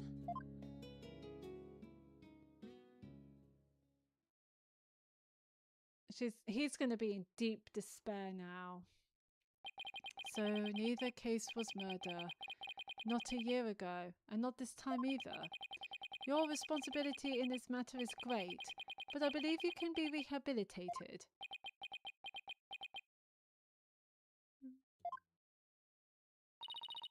Marlon, you'd better come back to Shipshape Aquarium when you're done, you hear? Oliver and I and everybody will be waiting for you. You still have a lot to offer, Mr. Rhymes. Live your life and never give up. For the sake of those who are gone as well. I promise to make up for what I've done, even if it takes me my whole life. Mr. Wright, Sasha.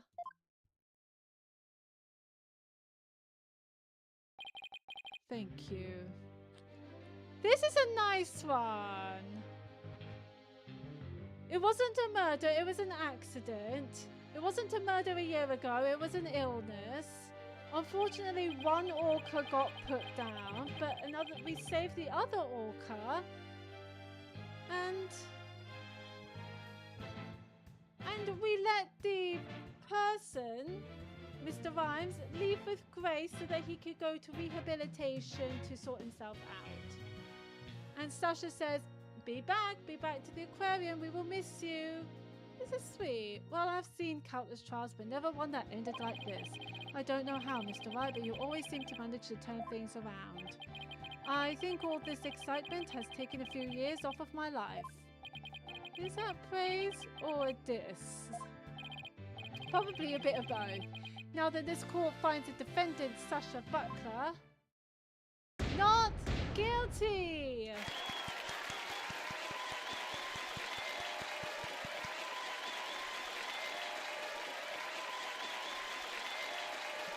Just Phoenix written nonchalant.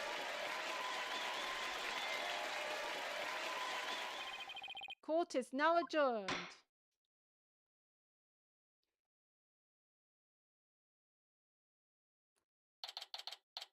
July 22nd, 5:11 p.m. Shipshape Aquarium, Orca Pool. Congratulations on your win! Thank you for all your help today, Pearls. All I did was have fun with Ola. Oh no, she's adorable. Ola, I'm back! Oh, I missed you, girl. Oh, I'm so happy for you and Ola, Sasha. Everything turned out great. Phoenix, Athena, I really want to thank you from the bottom of my heart. Oliver and I are both really grateful. I will now act out my gratitude with a little performance. Arr! Miss Orca Lover, don't you think you'd better take care of your health first? Oh, it's fine, I promise. No more shows until I'm better. I don't want anybody to worry about me after all. Good. I'm glad that's settled. Hey, but I'm glad that you're not the murderer, Doctor. That's nice. Hey, buddy, Mr. Lawyer. You just had to blab every single one of the aquarium's secrets, didn't you? I'm sorry, Dr. Crab. Nah, that's alright. I'm glad. It was kind of hard to tell. Although, thanks to you, they now know we're using the illegal torpedo system. But I think we'll be able to wiggle out of serious repercussions somehow. That writer lady is advocating for us, saying the law itself is to blame. She says she's going to look into getting the law changed. Go, Mr. Plume, yeah! There's one thing you didn't figure out, by the way. Keep this to yourself, will you? We don't want it getting out publicly. Remember that appointment I had written down in my calendar? Oh, you mean meet the captain at the Orca Pool at 7 a.m? Yeah. How about it? That note meant the Orca Pool of the Supermarine Aquarium, not Shipshape's. What? Why were you supposed to meet there? Jack and I...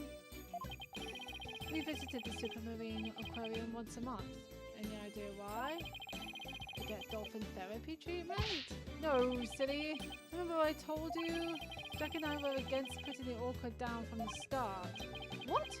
You mean? We just pretended to put the first Aura Shipley down. The Supermarine Aquarium is harboring her for us. Oh! What? What's that talk about large amounts of money you were paying them? What once a month, the owner and the vet disappear from this aquarium, and I came to find out that each time a large amount of money was being paid out. We were paying for Aura's care. You wouldn't believe how much fish orcas eat. Now that it's been proven she was innocent all along, I think we can bring her back soon. Until then, keep it under your hat, okay? Huh? What was he telling you about? Oh, nothing much. By the way, Orla wants you to give her a little celebratory prize.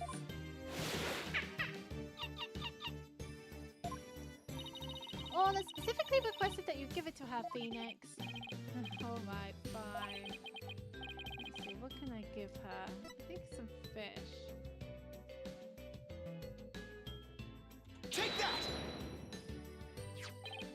Orla, it's coming a day late, but congratulations on your verdict. Nom nom nom nom.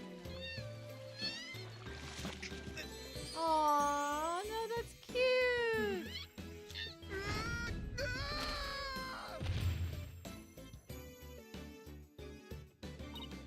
Oh my! Are you lucky? Aha, that's Orla's best trick, the thank you kiss trick. Oh, Orla, I want to be next. That's so cute. And so the curtain fell on my first trial in years. I'm looking forward to the comeback of Sasha and Orla's swashbuckler spectacular. After all, I made a comeback of my own as a lawyer. That was a special episode, and this has happened all before. And this happened before all the cases we had against Black Quill.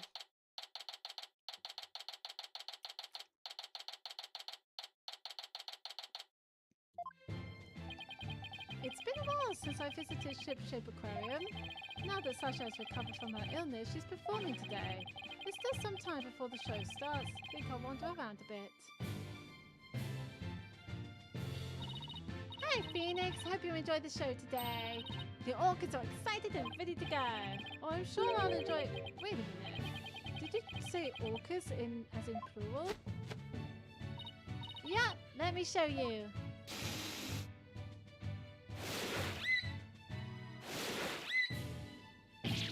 What, 2 Orlas? Don't tell me. Yep, you caught it right. Aura Shipley the First has returned to Shipshape Aquarium. Woo! No one died! Well, one person died. No, 2 people died. But no one got murdered! This is exciting. We beat the 3 pirate sisters. Arr! We'll be out to stop the evil Scalawag League, led by Red Stash and the giant octopus. Well, I don't want to get in the way of their rehearsal. Guess I better go. Wait, who's the Red Stash then? Well, if it isn't Blue Boy, did you come for my book signing? Oh, Mr. Plume, there's a book signing? Yes, my new book is just out. It's called Shipshape Aquarium. Don't pull the plug. Oh, fucking hell. The book signing will be held here in this room. After all, the vet owes me a favour. Yes, she got them to approve the use of the torpedo. I'm grateful. But why does she keep coming to my lab to bother me every single day? My next work would be entitled Sniper, the Penguin Leaves the Nest.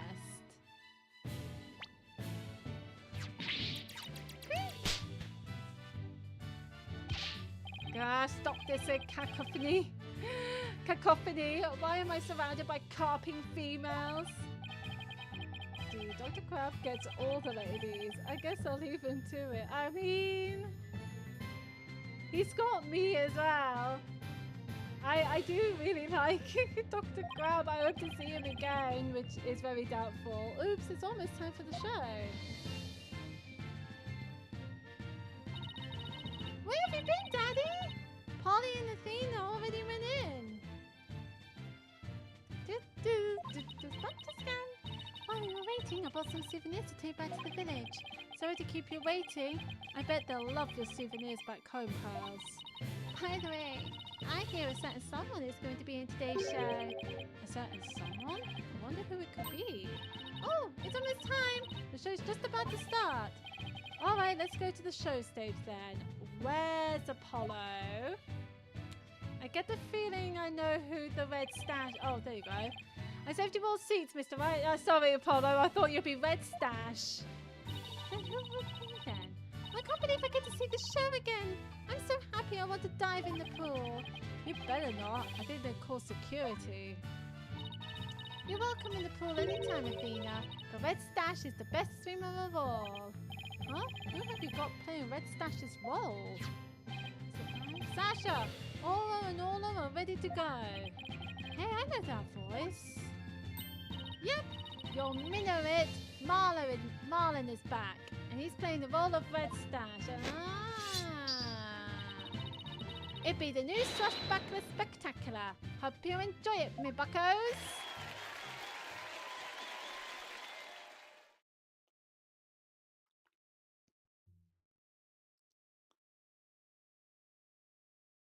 Do we get to And see... so, our pirates set sail for bluer seas under a sunnier sky. That is Sam As for Riegel, me, isn't it? I set foot into the world of law once more as a full-time lawyer. That is Sam Riegel. I thought as much. Oh, we don't get to see the show then? Very sad times. We did it! We finished this! We finished this case!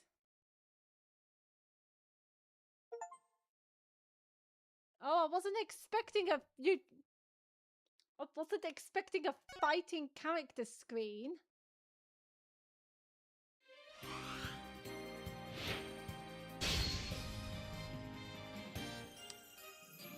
Well, we've done that.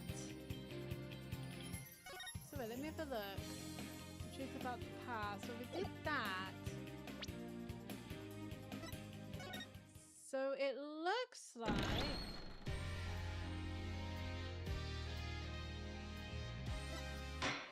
I think we would have to select the game. Because we've done all of this. Oh, switch games. So there's a third one. Spirit of Justice. Oh, and that's just the orchestra hall. So we've got this one. How many episodes are there? Oh! Mayor is there, look!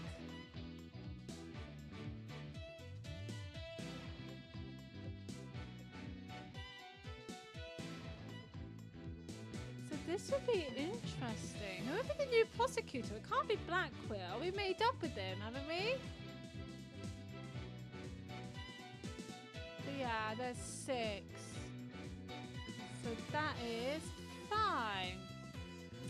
This is what we'll be playing on next week's. The first one. Fabulous. We'll go back to the title. Anyway, thank you ever so much for joining me in my stream. It's great to have you guys here. It is midnight, so I best leave. And see who's available to rave. I hope you have fun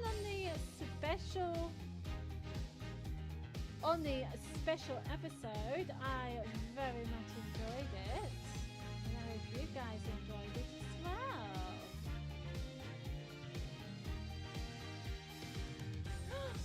Wait! Sweet Veggie and I haven't seen her in forever! We gotta go and say hi. I'm gonna give her away. Thanks, Pancito Merch. I see. Yeah, do give Sweet Veggie and I all the love in the world. I haven't seen her streaming for a while, so this will be fun. This is exciting. It makes me so happy. So yes, do give her all the love. Make sure you give her a follow. I wonder if she's back to streaming. I don't know. You have a good night as well, Charlotte. Thank you for coming by. But yes, I am going to leave. Thank you so much for joining me in Ace Attorney. Tomorrow night it's going to be some Baldur's Gate 3 and see if we can progress away from that village. So if you're interested, do come by and say hi. I greatly appreciate you, lovelies. Do take care. Have a wonderful rest of your Thursday. And hopefully I shall see you guys tomorrow.